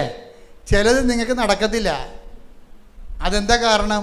അതാണ് അപ്പോസ്തലന്മാർ ചോദിക്കണത്, എന്തുകൊണ്ടാണ് ഞങ്ങൾക്കതിനെ ഒഴിപ്പിക്കാൻ കഴിയാതിരുന്നതുകൊണ്ട്? അപ്പോൾ കർത്താവ് എന്താ പറയണത്? നിങ്ങൾക്ക് വിശ്വാസം കുറവേ ഉള്ളൂ, അതാണ് കാരണം, അല്ലേ? അതിന് മറുപടി പറഞ്ഞത് എന്താണ്? 17:20. യേശു പറഞ്ഞു നിങ്ങളുടെ അല്പവിശ്വാസം കൊണ്ട് തന്നെ. അപ്പോൾ എന്താ പ്രശ്നം? ഈ പ്രാർത്ഥനയിലൂടെ ആക്ടിവേറ്റ് ചെയ്യുന്ന ഫെയ്ത്ത്, അതായത് പ്രഥമ പാഠം എന്താണ്? വിശ്വാസത്തിൻ്റെ പ്രഥമ പാഠം എന്ന് പറഞ്ഞിട്ടില്ലേ? അതായത് അത് ഹെബ്രായർ എത്രയാണ്? 6 ഹെബ്രായർ 6:1 വായിച്ചേ. അതിനാൽ ക്രിസ്തുവിന്റെ വചനത്തിന്റെ പ്രഥമ പാഠങ്ങൾ പിന്നിട്ട് നമുക്ക് പക്വതയിലേക്ക് വളരാം. ഈ പ്രശ്നങ്ങൾ അധികരിക്കുന്നതിൻ്റെ ഉദ്ദേശം നമ്മളിങ്ങനെ ഫെയ്ത്ത് മച്യൂരിറ്റിയിലേക്ക് ദൈവം വളർത്തുകയാണത്. പിടികിട്ടിയേ? അല്ലാതെ ഇങ്ങനെ എന്തുകൊണ്ടാണ് ചില പറയാം. ഇപ്പോൾ പണ്ട് വിജയകുമാർ സാർ എന്നോട് പറയുമായിരുന്നു, പ്രോബ്ലംസ് ആർ ഇൻ ക്യൂ എന്നാണ് പറയണത്. അതായത് ഓരോ ദിവസവും ഓരോ പ്രശ്നം ഉണ്ടാകും. എത്ര പ്രാർത്ഥനയ്ക്ക് കുഴപ്പമൊന്നുമില്ല, വിശുദ്ധ ജീവിതത്തിന് കുഴപ്പമില്ല, പക്ഷേ പ്രശ്നം ഒഴിഞ്ഞിട്ട് നേരം ഉണ്ടാകത്തില്ല. അപ്പോൾ നമ്മളവർക്ക് അയ്യോ ഞാൻ ഇത്രയും പ്രാർത്ഥിക്കണമല്ലോ, എന്നിട്ട് എന്താണ് പിന്നെയും പ്രശ്നം തന്നെ. നമ്മളെന്താ ചെയ്യണത്? പിന്നെയും പ്രശ്നം ഉണ്ടാകാതിരിക്കാനാണ് നമ്മൾ ഈ ഉടമ്പടി എടുത്തിരിക്കുന്നത്. പിടിയിട്ടില്ലേ? നമ്മൾ പ്രാർത്ഥിക്കുന്നതിൻ്റെ ഉദ്ദേശം എന്താണ്? പിന്നെയും പ്രശ്നം ഉണ്ടാകാതിരിക്കാനാണ്. പക്ഷേ ചിലർ പറയും, അച്ഛാ നമുക്ക് ഈ പ്രാർത്ഥിക്കുന്നതോറും പ്രശ്നമാണല്ലേ അച്ഛാന്ന് ചോദിക്കും. ആ ചിലർക്ക് എങ്ങനെയാണ് അപ്പോൾ പ്രാർത്ഥിക്കാതിരിക്കണമല്ലേ നല്ലതെന്ന് ചോദിക്കും. അതാണ് അവർ ഉദ്ദേശിക്കണത്. പ്രാർത്ഥിച്ചില്ല പിന്നെ പ്രശ്നമില്ലല്ല, പ്രാർത്ഥിക്കുമ്പോഴല്ലേ ഈ പ്രശ്നം ഉണ്ടാകണത്. ചിലർക്ക് പ്രാർത്ഥിക്കുന്നതോറും പ്രശ്നം ഉണ്ടാകും. അപ്പോസ്തലന്മാർക്ക് പ്രാർത്ഥിക്കുന്നതോറും പ്രശ്നം ഉണ്ടായി. എന്താ പ്രശ്നം ഉണ്ടായത്? നേരത്തെ അവർക്ക് വിശക്കണ പ്രശ്നങ്ങളേ ഉള്ളു. അത് വലിയോടത്ത് നോക്കി കട്ടുതിന്ന ചെയ്യുമ്പോൾ പത്രോസ് വരെ കണ്ടവൻ്റെ പുരയിടത്തിൽ നിന്നും ഗോതമ്പ് കട്ടുന്ന പാർട്ടിയാണ്. അത് സാധാരണ മനുഷ്യരല്ലേ. അപ്പോൾ അതുകൊണ്ട് അതൊന്നും ഈശോയ്ക്ക് അതൊന്നും പ്രശ്നമല്ലേ. പക്ഷേ അങ്ങനെയാണെങ്കിലും ആ ഒരു ഫെയ്ത്തിലൊന്നും അത് പുള്ളിക്ക് ഉപവാസം ഇല്ലാഞ്ഞിട്ടല്ല അങ്ങനെ ചെയ്തത്. അപ്പോൾ ഈശോ എന്നാ പറഞ്ഞത് കഴിഞ്ഞാൽ ഇപ്പോൾ ഇറ്റ്സ് ഓക്കെ, പക്ഷേ ഒരു ഗ്രേറ്റർ പ്രോബ്ലം വന്നാൽ നീ ഗോതമ്പ് കട്ടുന്ന തീരത്തില്ല പ്രശ്നം. കാര്യം എന്താണ്? ഉപവസിക്കുക തന്നെ ചെയ്യണം. പിടിയിട്ടില്ലേ? അപ്പോൾ നീതീകരിച്ചായിരുന്നു. ഈ ആ ഭാഗം ഒന്ന് എടുത്തേ. മത്തായി 12-ാം അധ്യായം 1 മുതലുള്ള തിരുവചനങ്ങൾ. മത്തായി 12:1. അക്കാലത്ത് ഒരു സാബത്തിൽ യേശു ഗോതമ്പ് വയലിലൂടെ കടന്നു പോവുകയായിരുന്നു. അവന്റെ ശിഷ്യന്മാർക്ക് വിശന്നു. അവർ കതിരുകൾ പറിച്ചു തിന്നാൻ തുടങ്ങി. ഫരിസേയർ ഇത് കണ്ട് അവനോട് പറഞ്ഞു, നോക്കൂ, സാബത്തിൽ നിഷിദ്ധമായത് നിന്റെ ശിഷ്യന്മാർ ചെയ്യുന്നു. അവൻ പറഞ്ഞു, വിശന്നപ്പോൾ ദാവീദും അനുചരന്മാരും എന്താണ് ചെയ്തതെന്ന് നിങ്ങൾ വായിച്ചിട്ടില്ലേ? അവൻ ദൈവഭവനത്തിൽ പ്രവേശിച്ച് പുരോഹിതന്മാർക്കല്ലാതെ തനിക്കോ സഹചരന്മാർക്കോ ഭക്ഷിക്കാൻ അനുവാദമില്ലാത്ത കാഴ്ചയപ്പം ഭക്ഷിച്ചതെങ്ങനെ? അല്ലെങ്കിൽ സാബത്ത് ദിവസം ദേവാലയത്തിലെ പുരോഹിതന്മാർ സാബത്ത് ലംഘിക്കുകയും അതേസമയം കുറ്റമറ്റവരായിരിക്കുകയും ചെയ്യുന്നത് എങ്ങനെയെന്ന് നിങ്ങൾ നിയമത്തിൽ വായിച്ചിട്ടില്ലേ? എന്നാൽ ഞാൻ നിങ്ങളോട് പറയുന്നു, ദേവാലയത്തേക്കാൾ ശ്രേഷ്ഠമായ ഒന്ന് ഇവിടെയുണ്ട്. ഇതിൻ്റെ ഒരു വിഷയം എന്ന് പറഞ്ഞാൽ വളരെ ശ്രദ്ധിച്ചിരിക്കണേ. അതായത് ഇപ്പോഴും ഉപവാസത്തെ ഈശോ കോംപ്രമൈസ് ചെയ്യുകയാണ്. എന്താ കാര്യം? അവർക്ക് വിശന്നു, അവർ ഭക്ഷണം കഴിച്ചു. അവിടെ കയ്യില്ലായിരുന്നു. കണ്ട ഗോതമ്പ് പാടത്തൂടി പോകുമ്പോൾ അവിടുന്ന് സാപത്തിൽ നിന്ന് പോലും അവർ ഭക്ഷണം എടുത്ത് കഴിച്ചപ്പോൾ കർത്താവ് വിശപ്പിന് പ്രാധാന്യം കൊടുത്ത് ഓക്കെ എന്ന് പറഞ്ഞു. പക്ഷേ ഈ ഉപവാസം ഇല്ല. പക്ഷേ പുള്ളി അവർ ഉപവസിക്കണില്ല. പക്ഷെ ഉപവാസം ഇല്ലാതെ ഇങ്ങനെ തിന്ന് നടന്നാൽ ചില സമയത്ത് അത് ഓക്കെ ആകത്തില്ല. അതുകൊണ്ടാണ് പിശാച് ബാധനെ കൊണ്ടുവരുന്നത്. പിടിയിട്ടില്ലേ? ഈ ഗോതമ്പ് കണ്ടവൻ്റെ വീട്ടിൽ നിന്ന് വരെ ഗോതമ്പും കണ്ടതിന്ന് നടന്ന പാർട്ടി ഒരു മേജർ പ്രോബ്ലം വന്നാൽ ഇവർ ജപ അടിക്കേണ്ടി വരും. പക്ഷെ അവരെന്നിട്ട് ആ പിശാച് ബാധന ഇവരെ മണ്ണും കുത്തി എറിഞ്ഞിട്ട് ഓടിച്ചു കളഞ്ഞു. ഇവരോടി. പിശാച് ബാധന ഓടിയില്ല, ഇവരോടി. അവർക്ക് വലിയ ക്ഷയമായി. ഉപവാസത്തിൽ നിങ്ങൾ ഉപവാസം ഉടപ്പിയാൽ എപ്പോഴെങ്കിലും നിങ്ങൾക്ക് ക്ഷയമുണ്ടാവും. എന്താ കാര്യം? ഒരു മേജർ പ്രോബ്ലം വരണതിൻ്റെ ഉദ്ദേശം നിങ്ങൾ ഉപവസിച്ച് ബലം പ്രാപിക്കാൻ വേണ്ടിയാണ് വരണത്. അപ്പോൾ അപ്പോസ്തലന്മാർ വന്ന് ചോദിച്ചു. അതെവിടെയാണ് ചോദിച്ചിരിക്കണേ? മത്തായി 17:19. അനന്തരം ശിഷ്യന്മാർ തനിച്ച് യേശുവിനെ സമീപിച്ച് ചോദിച്ചു, എന്തുകൊണ്ടാണ് അതിനെ ബഹിഷ്കരിക്കാൻ ഞങ്ങൾക്ക് കഴിയാതെ പോയത്? യേശു പറഞ്ഞു, നിങ്ങളുടെ അല്പവിശ്വാസം കൊണ്ട് തന്നെ. അപ്പോൾ ഉപവാസത്തിൽ സ്കൾക്കിങ് ഉണ്ടാക്കുന്നത് എന്തുകൊണ്ടാണ്? അല്പവിശ്വാസമാണെന്ന് മനസ്സിലായില്ലേ? ഇപ്പം ഇതിങ്ങനെയാണ് കർത്താവ് നമ്മളെ പഠിപ്പിക്കുന്നത്. ഇപ്പം നിങ്ങൾ ഉപവസിക്കണില്ല, ഉഴപ്പി. അപ്പോൾ നിങ്ങൾ പറയാം, ആൾക്ക് 60 വയസ്സായി, എനിക്ക് ഉപവസിക്കേണ്ട കാര്യമില്ലെന്ന് പറയും. ഒരാൾ പറയാം, എനിക്ക് രോഗമാണ്, സഭ പറഞ്ഞിട്ടുണ്ട് രോഗികൾക്ക് ഉപവസിക്കേണ്ട കാര്യമില്ലെന്ന്. അപ്പോൾ എന്തെങ്കിലും മുട്ടായി കുത്തിയൊക്കെ എടുത്തിട്ട് മുടന്തന്യായം പറഞ്ഞിട്ട് നമ്മൾ ഉത്തരവാദിത്വം സ്കൾക്ക് ചെയ്യും. അതിൻ്റെ കാര്യം എന്താണ്? എന്തുകൊണ്ടാണ് ചെയ്യാൻ പറ്റാവന്? അല്പവിശ്വാസമാണ്. ചില ഉടമ്പടി എടുക്കുന്നുണ്ട്, പക്ഷെ ഉപവസിക്കണില്ല. അതിൻ്റെ കാര്യം എന്താ? അപ്പോൾ നിങ്ങൾക്ക് മേജർ പ്രോബ്ലത്തെ കൈകാര്യം ചെയ്യാൻ പറ്റത്തില്ല. എന്തുകൊണ്ടാണ് ഞങ്ങൾക്ക് അതിനെ ബഹിഷ്കരിക്കാൻ കഴിയാതിരുന്നത്? ഇപ്പോൾ കർത്താവ് എന്താ പറയണത്? 17:21.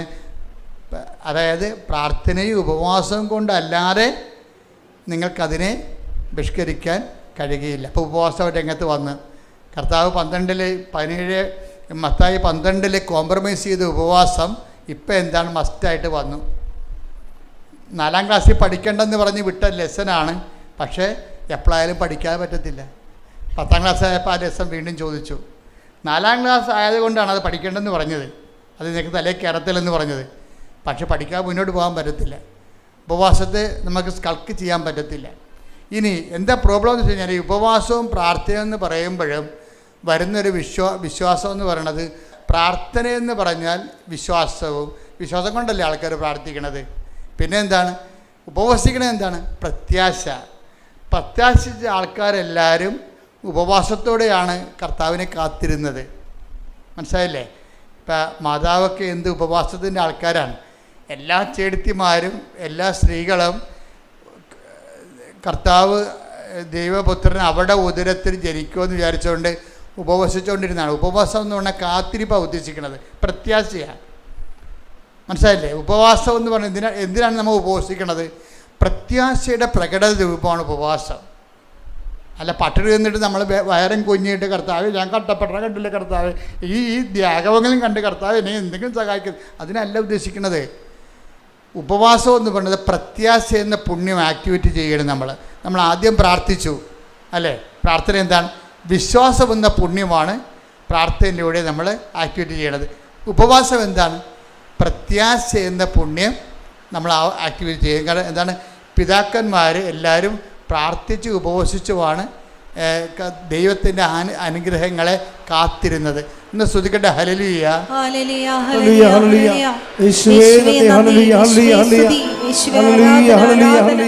പ്രാർത്ഥന എന്താണത്? വിശ്വാസത്തിൻ്റെ പ്രകട രൂപം പ്രാർത്ഥന. ഉപവാസം എന്താണത്?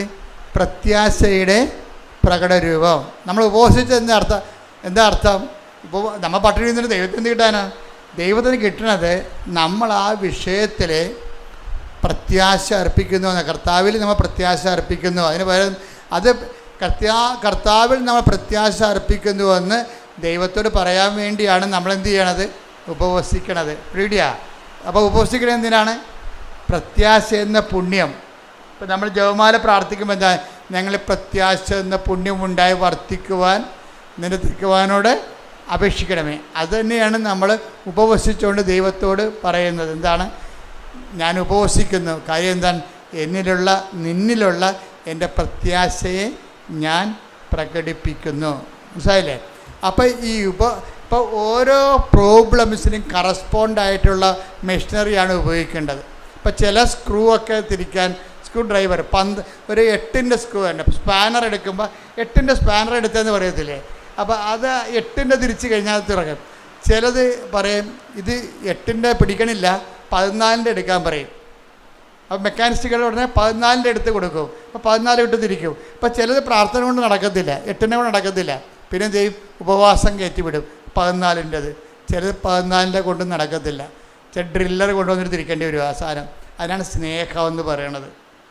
വിശ്വാസം അറിവ് കൊണ്ട് ആദ്യത്തെ വിശ്വാസത്തിന് ആദ്യ നിലവാരം പ്രഥമ പാഠങ്ങൾ എന്തിനുള്ളതാണ്? പിന്നിടാൻ വേണ്ടിയുള്ളതാണ്, തള്ളിക്കളയാൻ വേണ്ടിയുള്ളതാണ്. അവിടെ 90 വയസ്സ് വരെ പ്രഥമ പാഠം കടിച്ചതും കിടക്കരുത്. 90 വയസ്സായി ഇപ്പോഴും വിശ്വാസത്തിൻ്റെ പ്രഥമ പാഠമാണ്. എന്താ പ്രശ്നം? നിങ്ങൾ ഈ ഭൗതിക അനുഗ്രഹങ്ങൾ മാത്രം ആഗ്രഹിച്ചാണ് ഇത് കർത്താവിൽ വന്നിരിക്കണമെന്നുണ്ടെങ്കിൽ ചില ആൾക്കാർ സാത്താൻ പോയില്ലേ, അവരെയൊക്കെ അറിയാം ഈ ജീവിതം മാത്രമേ അവനെയൊക്കെ ഉള്ളെന്നറിയാം. അതുകൊണ്ട് സാത്താനെങ്കിൽ സാത്താൻ, കള്ളനോട്ടെ, കരിഞ്ചന്ത. അപ്പോൾ അവിടെ പോയാൽ പിന്നെ പ്രാർത്ഥന പോലും ആവശ്യമില്ല. പോകൃത്തരക്കാണ് ജീവിക്കുക. 5 പെണ്ണുങ്ങളെ 10 പെണ്ണുങ്ങളെ ഉപയോഗിക്കാം, 10 ആണുങ്ങളെ ഉപയോഗിക്കാം, എത്ര വേണമെങ്കിൽ ഡൈവേഴ്സ് ചെയ്യാം. നമുക്ക് ബിസിനസ് വളർന്നു പോലെ. സാത്താൻ്റെ അടുത്ത് വരുമ്പോൾ ഈ ഉപവാസവും പ്രാർത്ഥനയും ഇല്ല, ഒരു പ്രശ്നവും ഇല്ല. വൃത്തികെട്ട എല്ലാത്തരം പരിപാടിയും കാണിച്ചാലും ശരി, അതനുസരിച്ചുകൊണ്ട് ഭൗതിക ഉയർച്ച ഉണ്ടാകും. അതുകൊണ്ടാണ് ബൈബിൾ പറയണത്, ഈശോ എപ്പോഴും ചോദിക്കുന്ന ഒരു ചോദ്യമുണ്ട്. എന്താണ്? Do you want to go? നിങ്ങൾക്കും പോകണമെന്ന് ഉണ്ടോ? എപ്പോഴും നമ്മളോട് നമ്മുടെ സിലബസ് വലുതാക്കിക്കൊണ്ട് കർത്താവ് ചോദിക്കുന്ന കാര്യം എന്താണ്? നിങ്ങൾക്കും പോകണമെന്നുണ്ടോ? അപ്പോൾ എപ്പോഴും അതൊരു ചോദ്യമാണ്. അപ്പോഴേ കുറേ പേര് പോകും അല്ലേ? അതെടുത്തേ 6:63 എടുത്തേ, യോഹന്നാൻ്റെ സുവിശേഷം. കട്ടിയാക്കി കർത്താവ് സിലബസ് കട്ടിയാക്കും. പിതാക്കന്മാരെ മരുഭൂമി വെച്ച് മഞ്ഞ ഭക്ഷിച്ചു, അതുപോലെ ഈ അപ്പം ഭക്ഷിക്കുന്ന നിത്യം ജീവിക്കാൻ ലോകത്തിൻ്റെ ജീവന് വേണ്ടി ഞാൻ നൽകുന്ന അപ്പം എൻ്റെ ശരീരം തന്നെയാണ്. അപ്പോൾ എൻ്റെ ശരീരം തന്നെയാണെന്ന് പറയുമ്പോൾ സിലബസ് കട്ടിയായി. അവർ ചോദിക്കും, ഇയാളുടെ ശരീരം, ഇയാൾ യൗസേപ്പിൻ്റെ മകനല്ലേ, മറിയമല്ലേ ഇയാളുടെ അമ്മ, ഇയാളുടെ ശരീരം നമ്മളെങ്ങനെ ഭക്ഷിക്കണത്? ഇതെന്നെ വർത്താനെന്ന് ചോദിക്കും. കഠിനമാണെന്നൊക്കെ പറയും. അപ്പോൾ അങ്ങനെ കുറേ ആൾക്കാരിട്ട് സിലബസ് കഠിനമാക്കും. വിശ്വാസത്തിൻ്റെ വിഷയം കഠിനമാക്കും. വിശ്വാസത്തിൻ്റെ വിഷയം കഠിനമാക്കുമ്പോൾ എൻ്റെ അർത്ഥം എന്താണ്? നിങ്ങളെ പ്രഥമ പാഠങ്ങൾ പിന്നിട്ട് വന്നതിൻ്റെ അർത്ഥം. വിശ്വാസത്തിൻ്റെ വിഷയം കഠിനമാകും. ഇപ്പം അതിൻ്റെ പ്രഥമ പാഠങ്ങൾ പിന്നിട്ട് എന്താണ്? ഇനി പക്വതയാണ് ഉള്ളതാണ്. അടയാളമില്ലാത്ത കാലം അമ്മയോടൊപ്പം എന്ന് പറഞ്ഞ് എനിക്കൊരു പുസ്തകമുണ്ട്. അതായത് പക്വതയ്ക്ക് വളരുമ്പോൾ പിന്നീട് ആ ഒരു ഭാഗം എടുത്ത് യോഹന്നാൻ 6:67. യോഹന്നാൻ 6:67. യേശു 12 പേരോടുമായി ചോദിച്ചു, നിങ്ങളും പോകാൻ ആഗ്രഹിക്കുന്നുവോ? അപ്പം നമ്മൾ ഇടയ്ക്ക് ഇങ്ങനെ കൊടയും. എൻ്റെ അർത്ഥം എന്താ? ഇട്ടും പോടാന്നതിൻ്റെ അർത്ഥം ഇനിയുള്ള പാഠം നിങ്ങൾ നിൽക്കണമെന്നില്ല, കാര്യം ഇത്തിരി കട്ടിയാണ്. കർത്താവിൻ്റെ ഉദ്ദേശം എന്ന് പറയുന്നത് അതാണ്. പ്രഥമ പാഠങ്ങൾ പിന്നിടുമ്പോൾ നമുക്ക് എപ്പോഴും ഒരു ഡ്രൈനെസ് തോന്നും. നമ്മൾ ഇപ്പോൾ കുറേ പ്രാർത്ഥിക്കുന്നു, ചില സമയത്ത് നമുക്ക് ആത്മീയ വരൾച്ച തോന്നും. അച്ഛന്മാർക്കൊക്കെ എപ്പോഴും തോന്നും. കാര്യം അവർ കടകടാന്നിങ്ങനെ വളരണ കാരണം വളർച്ചയുടെ ഘട്ടത്തിൽ ഭയങ്കരമായിട്ട് അയ്യോ ദൈവം ഉണ്ടോ എന്നൊക്കെ ചോദിച്ചു പോകും.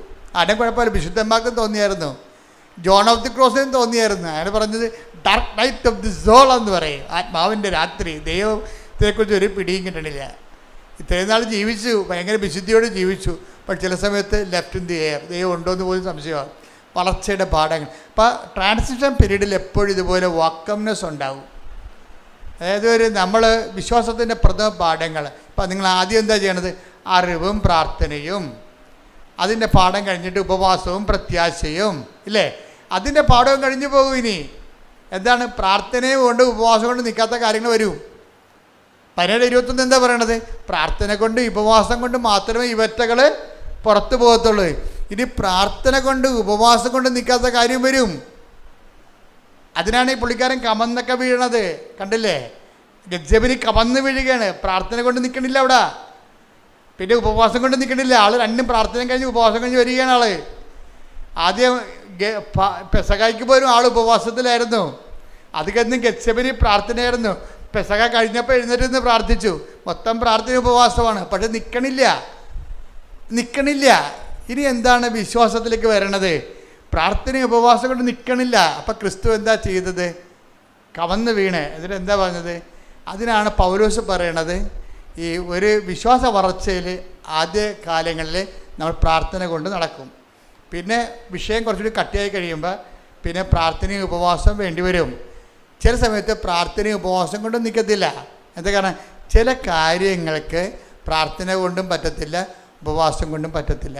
ചില ആൾക്കാർ പറയും ഞങ്ങൾ 33 വിശ്വാസപ്രമാണം ചൊല്ലി എന്നൊക്കെ പറഞ്ഞാലും അതൊക്കെ ഈ പ്രഥമ പാഠങ്ങളാണ്. അതിൻ്റെ അടുത്ത പാഠം പ്രത്യാശയുടെയാണ്, ഉപവാസമാണ്. അപ്പോൾ ചില ആൾക്കാർ ഞാൻ 33 ദിവസം ഉപവസിച്ചെന്നൊക്കെ പറയും. ചിലപ്പോൾ അതിൽ നിൽക്കത്തില്ല. ക്രിസ്തുവിലല്ലേ വളരണത്.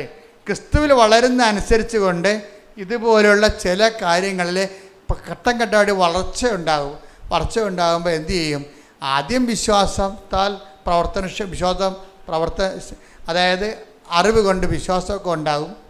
വിശ്വാസം കൊണ്ട് അതുപോലെ തന്നെ പ്രാർത്ഥനയൊക്കെ ഉണ്ടാകും. പ്രാർത്ഥനാ ജീവിതം, പിന്നെ ഉപവാസമുണ്ട്, പിന്നെ എന്താണ്? അതായത് വിശ്വാസം, പ്രത്യാശ, പിന്നെ എന്താ ഉള്ളത്? സ്നേഹമെന്നും സംഭവമുണ്ട്. അതാണ് ഗലാത്യർ 5:6. സ്നേഹത്താൽ പ്രവർത്തനക്ഷമമായ വിശ്വാസം. ഉടമ്പടി അതാണ്.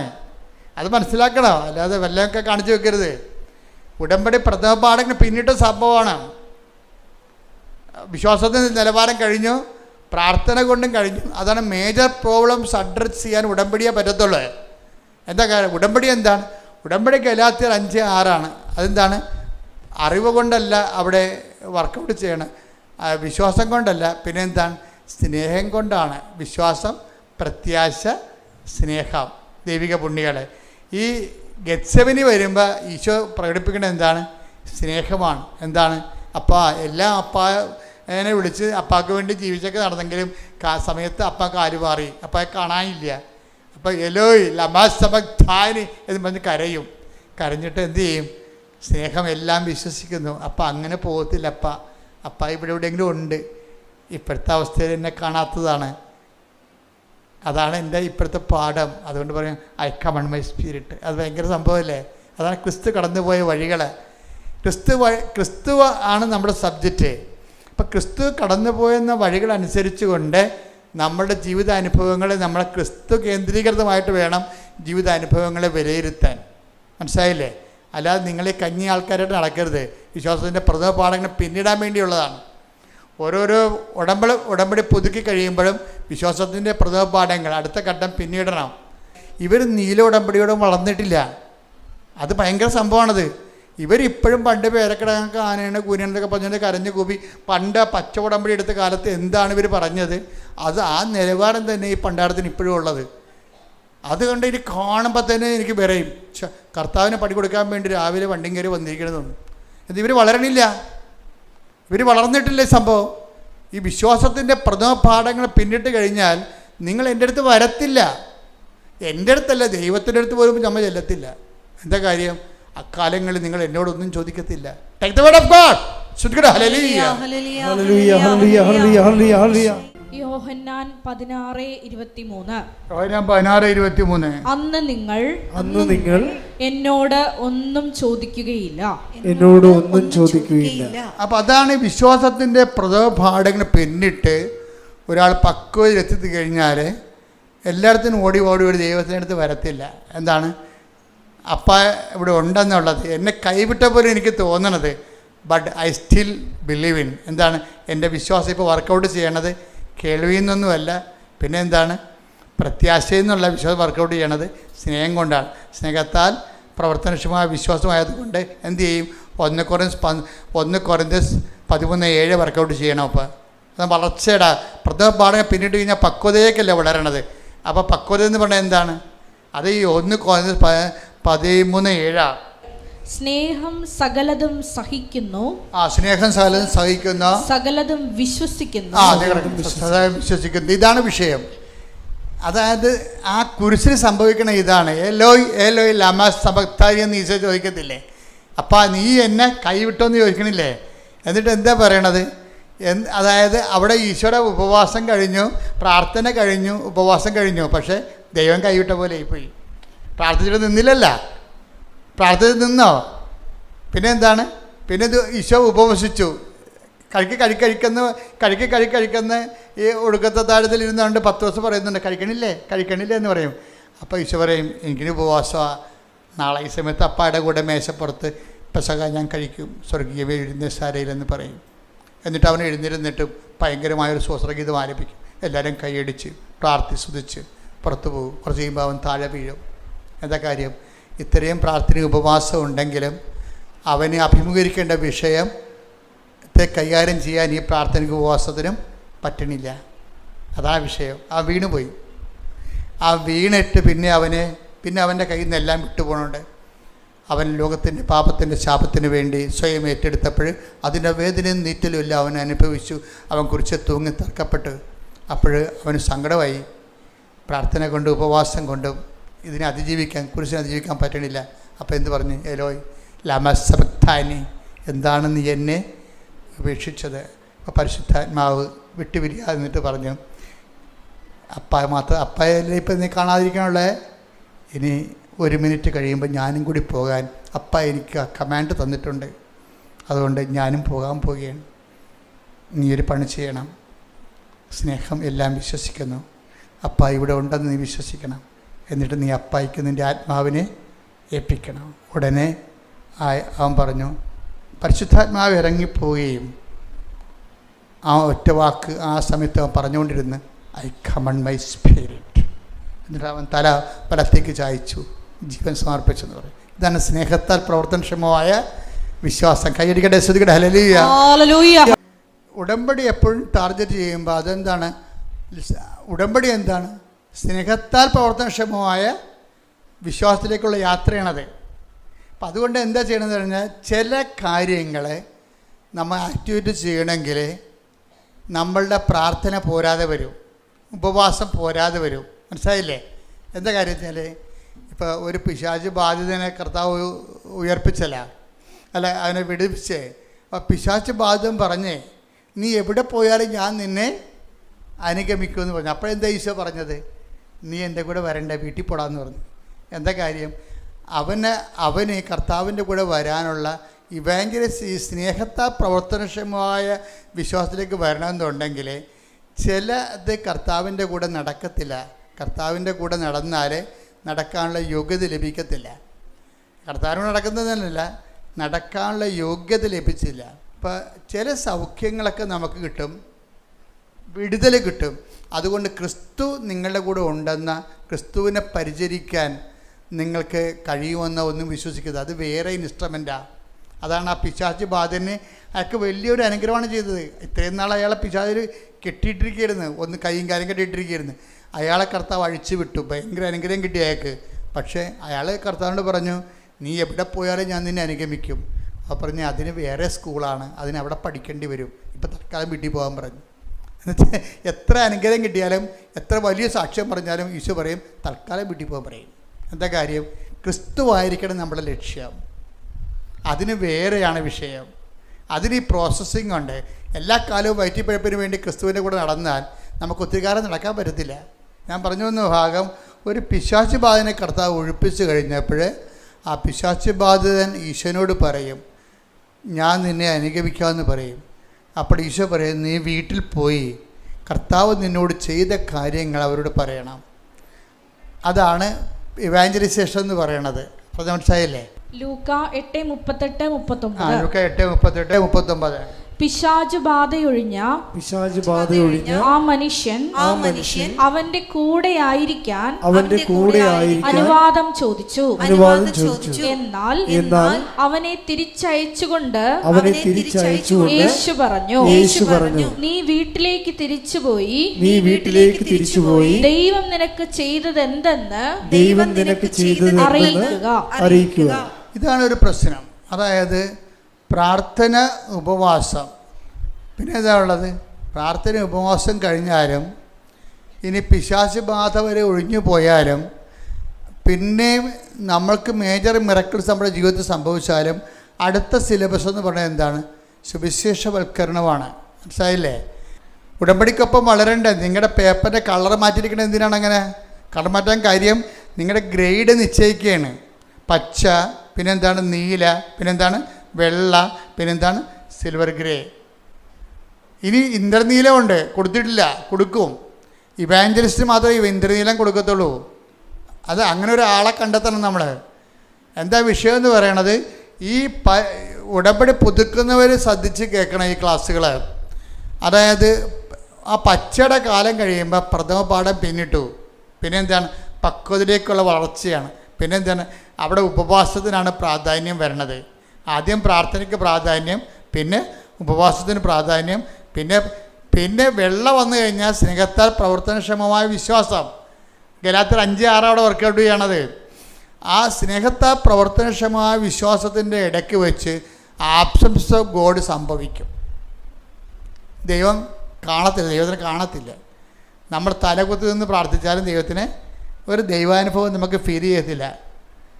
ഈ സമയത്ത് നടക്കാൻ പഠിക്കണം, ഇരുട്ടിൽ നടക്കാം. ഇതിപ്പോൾ നമ്മുടെ ഞാനൊരു കാര്യം ചെയ്യട്ടെ, ഈ ഇരുട്ടിൽ നടക്കണമെങ്കിൽ ഇപ്പോൾ നിങ്ങളുടെ വീട്ടിൽ ഈ ആദ്യം പ്രാർത്ഥനാ ജീവിതം, പിന്നെ ഉപവാസ ജീവിതം, ഇതെല്ലാം മിക്സഡാണേ.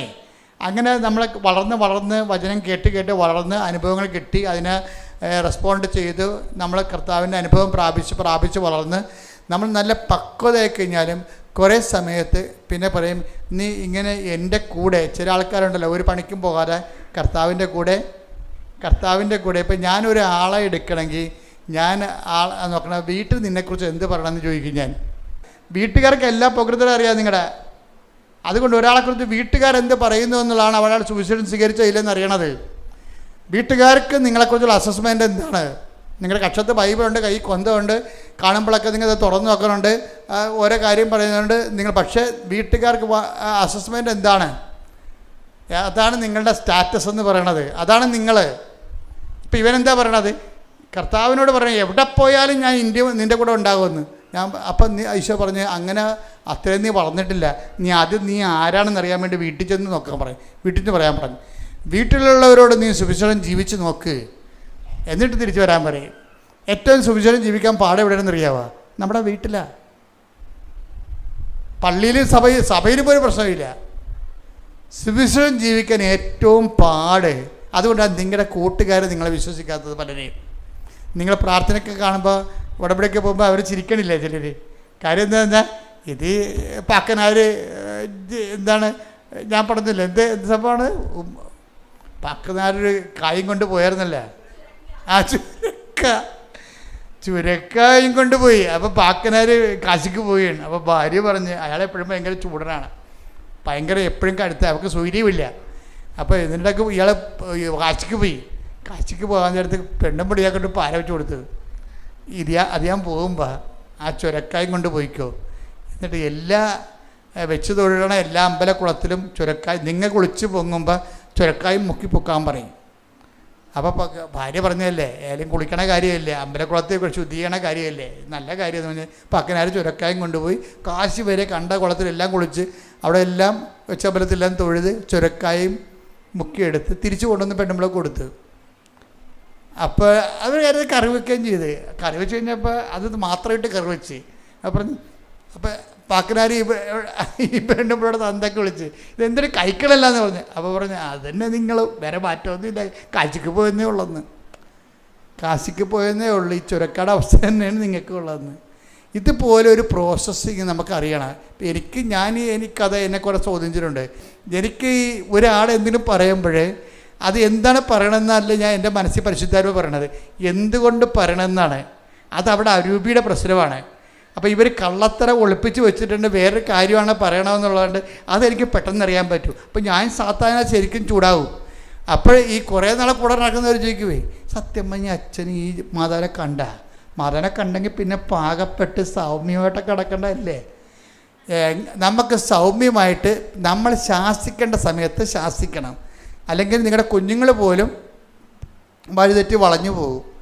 ശാസിക്കേണ്ട സമയത്ത് തെറ്റ് കാണുമ്പോൾ അത് ശാസിക്കണം. പക്ഷേ അതിൻ്റെ പേരിൽ അത് വിശ്വാസത്തിൻ്റെ വിഷയമായിട്ട് എടുക്കരുത്. വിശ്വാസത്തിൻ്റെ വിഷയമാണത്, പക്ഷേ അതിനെ വെച്ച് അസസ് ചെയ്യാൻ പറ്റത്തില്ല നമുക്ക് ഒരാളെ. അപ്പം അതുകൊണ്ട് നിങ്ങൾ പറയരുത് വീട്ടിൽ പോകുമ്പോൾ എല്ലാം ക്ഷമിക്കണം, അച്ഛൻ പറഞ്ഞിട്ടുണ്ട് ഞാൻ ഉടമ്പടിയിലാണ്, അതുകൊണ്ട് വായി നാക്കിടരുത്, പുറത്തെടുക്കണമെന്ന് പറഞ്ഞൊരു കാര്യമില്ല. നിങ്ങളുടെ മക്കൾ ചിലപ്പോൾ കഞ്ചാവ് വലിച്ച് അവൻ്റെ ഉടുപ്പ് കഴുകാൻ എടുക്കുമ്പോഴായിരിക്കും ചിലപ്പോൾ കഞ്ചാവ് ഇരിക്കണത്. അപ്പം തന്നെ കൈ കിട്ടിയ സാധനം കൊണ്ടൊരു തലക്കെട്ട് അടിക്കണം. അപ്പം തന്നെ എന്താ കാര്യം? അമ്മയ്ക്ക് അടിക്കാൻ അധികാരമുണ്ട്, അമ്മയ്ക്ക് പ്രായമില്ലല്ല. കാര്യം അത്രയും അധികാരം വേറെ ആർക്കും ഇല്ല. കാര്യം നിങ്ങളുടെ ഇൻവെസ്റ്റ്മെൻ്റ് അല്ലേ അത്. അപ്പോൾ അമ്മ ഉള്ളിടത്തോളം കാലം എത്ര പേരാണ് വിശുദ്ധിയോട് ജീവിക്കണത്? ആരെങ്കിലും ഇന്ന് വെടിപ്പും മെനയുമായിട്ട് ജീവിക്കുന്നുണ്ട്, ഒരു കാര്യം അവരുടെ അമ്മയാണ് അതിൻ്റെ കാരണം. കാര്യം അമ്മയുടെ ശാസനയിലും കാര്യം അമ്മയ്ക്കൊരു ഗുണമുണ്ട്, അമ്മ എത്ര ഉപദ്രവിച്ചാലും അമ്മയുടെ സ്നേഹത്തെ അവിശ്വസിക്കത്തില്ല മക്കൾ. എന്താ കാര്യം? ആ സ്നേഹം അവർ അനുഭവിച്ചിട്ടുള്ളതാണ്. അതുകൊണ്ട് അമ്മയുടെ സങ്കടം കൊണ്ടാണ് അടിക്കണമെന്നേ മക്കൾ വിചാരിക്കത്തുള്ളൂ. കാര്യം ദൈവം കഴിഞ്ഞാൽ പിന്നെ അമ്മയേ ഉള്ളൂ, അത് കഴിഞ്ഞാണ് അച്ഛനുള്ളത് വിശ്വാസ പഠനങ്ങളിൽ. അപ്പം അതുകൊണ്ട് ഞാൻ പറഞ്ഞു ഉടമ്പടി എടുത്തും പറഞ്ഞുകൊണ്ട് നിങ്ങളെല്ലാം കൂടി ഉറിയക്കരി ഇരുന്നിട്ട് അവസാനം മക്കൾ പോക്കിരിത്തരങ്ങാണ്ട് ജീവിക്കുന്ന കുറേ ആൾക്കാരില്ലേ. കുറേ വിശുദ്ധന്മാരും ഭക്തന്മാരുടെയും മക്കൾ വഴിപിഴച്ചവരാണ്. അതെന്താ കാര്യം? അവർ വിശുദ്ധി കീപ്പ് ചെയ്യാൻ വേണ്ടി വാഗം മിണ്ടാ പ്രാണികളായിട്ട് നടന്നിട്ട് മക്കൾക്ക് അവരുടെ അത് തരമായിട്ട് എടുത്തിട്ട് അവർക്ക് അവരുടെ ഇഷ്ടം പോലെ അവർ ജീവിക്കും. അത് ഞാൻ ഇടവക കണ്ട കാര്യങ്ങളാണ്. അപ്പം അതുകൊണ്ട് നിങ്ങളെപ്പോഴും ശ്രദ്ധിക്കേണ്ട വിഷയം ഇതാണ്. ഈ ഉടമ്പടിയുടെ വിഷയത്തിൽ നമ്മൾ വിഷയവും വിശ്വാസ വളർച്ചയും വളരെ ബന്ധപ്പെട്ട കാര്യങ്ങളാണ്. കാരണം വിശ്വാസം നമ്മളെ സംബന്ധിച്ചിടത്തോളം ഓരോ ഘട്ടം ചെല്ലുമ്പോഴും നമ്മൾക്ക് വളർച്ച ഉണ്ടാകണം, വളർച്ച രേഖപ്പെടുത്തണം. വളർച്ച രേഖപ്പെടുത്താത്തത് കൊണ്ടാണ് അതേ വിഷയം റെക്കർ ചെയ്യണത്. നമ്മളത് പഠിച്ചതാണ്, നമ്മൾ ആ വിഷയം വന്ന് ഇന്ന നിലപാട് എടുക്കത്തുള്ളൂ എന്ന് കണ്ടു കഴിഞ്ഞാൽ പിന്നീട് കർത്താവ് ആ വിഷയം മാറ്റിയിട്ട് വേറെ സബ്ജക്റ്റ്. ഒരു കാര്യം വ്യക്തമാണ്, ആ സമയത്ത് നിങ്ങൾ എന്നോടൊന്നും ചോദിക്കത്തില്ല എന്ന് പറയുന്ന വിശ്വാസത്തിൻ്റെ 3-ാം തലമുറയാണ്. എന്താ കാര്യം?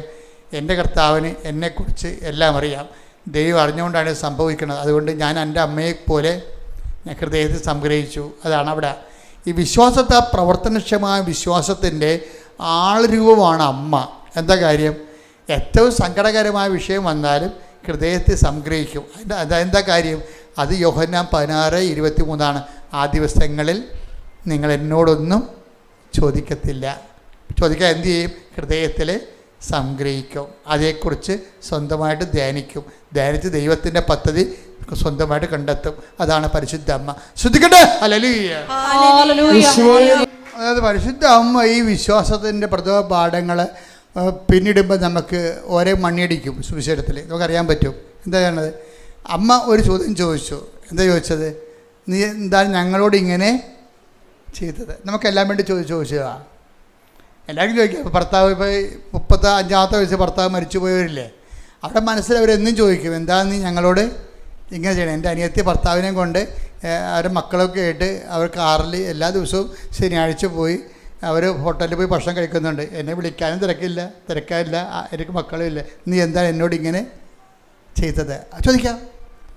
അതായത് നമുക്ക് ദൈവത്തോട് ചോദിക്കാൻ പറ്റുന്ന ഏറ്റവും വലിയ ചോദ്യമാണത്. അമ്മ ചോദിച്ചത്, നമുക്ക് വേണ്ടി ചോദിച്ചതാണ്.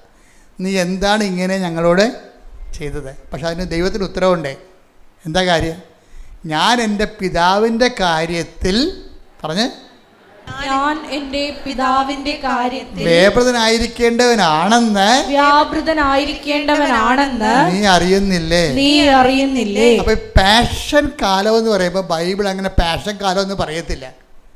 സങ്കടങ്ങളുടെ കാലം എന്ന് പറയുമ്പോൾ ഇപ്പം കൊച്ചു മരിച്ചു, ഗർഭത്തിൽ കിടന്ന് കൊച്ചു മരിച്ചു. ഇപ്പോൾ ഒരു അമ്മയുടെ സാക്ഷ്യം കണ്ടല്ലേ, ഞാൻ കഴിഞ്ഞ ദിവസം ഞാൻ കിടന്നത്. അതായത് ഒരു കുഞ്ഞു മരിച്ചു. അപ്പം ആ കുഞ്ഞു മരിച്ചപ്പോൾ മരിച്ചു പോയപ്പോൾ അവർക്ക് അതുപോലെ ഒരു കുഞ്ഞിനെ വേണം. ഇന്നലെ പറഞ്ഞതാണ്, സഹിക്കാൻ പറ്റണില്ല. 11 വയസ്സുള്ള മകൻ മരിച്ചു.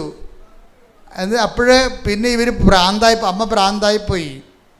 അപ്പോഴേ അവർ നോൺ ക്രിസ്ത്യനാണ്.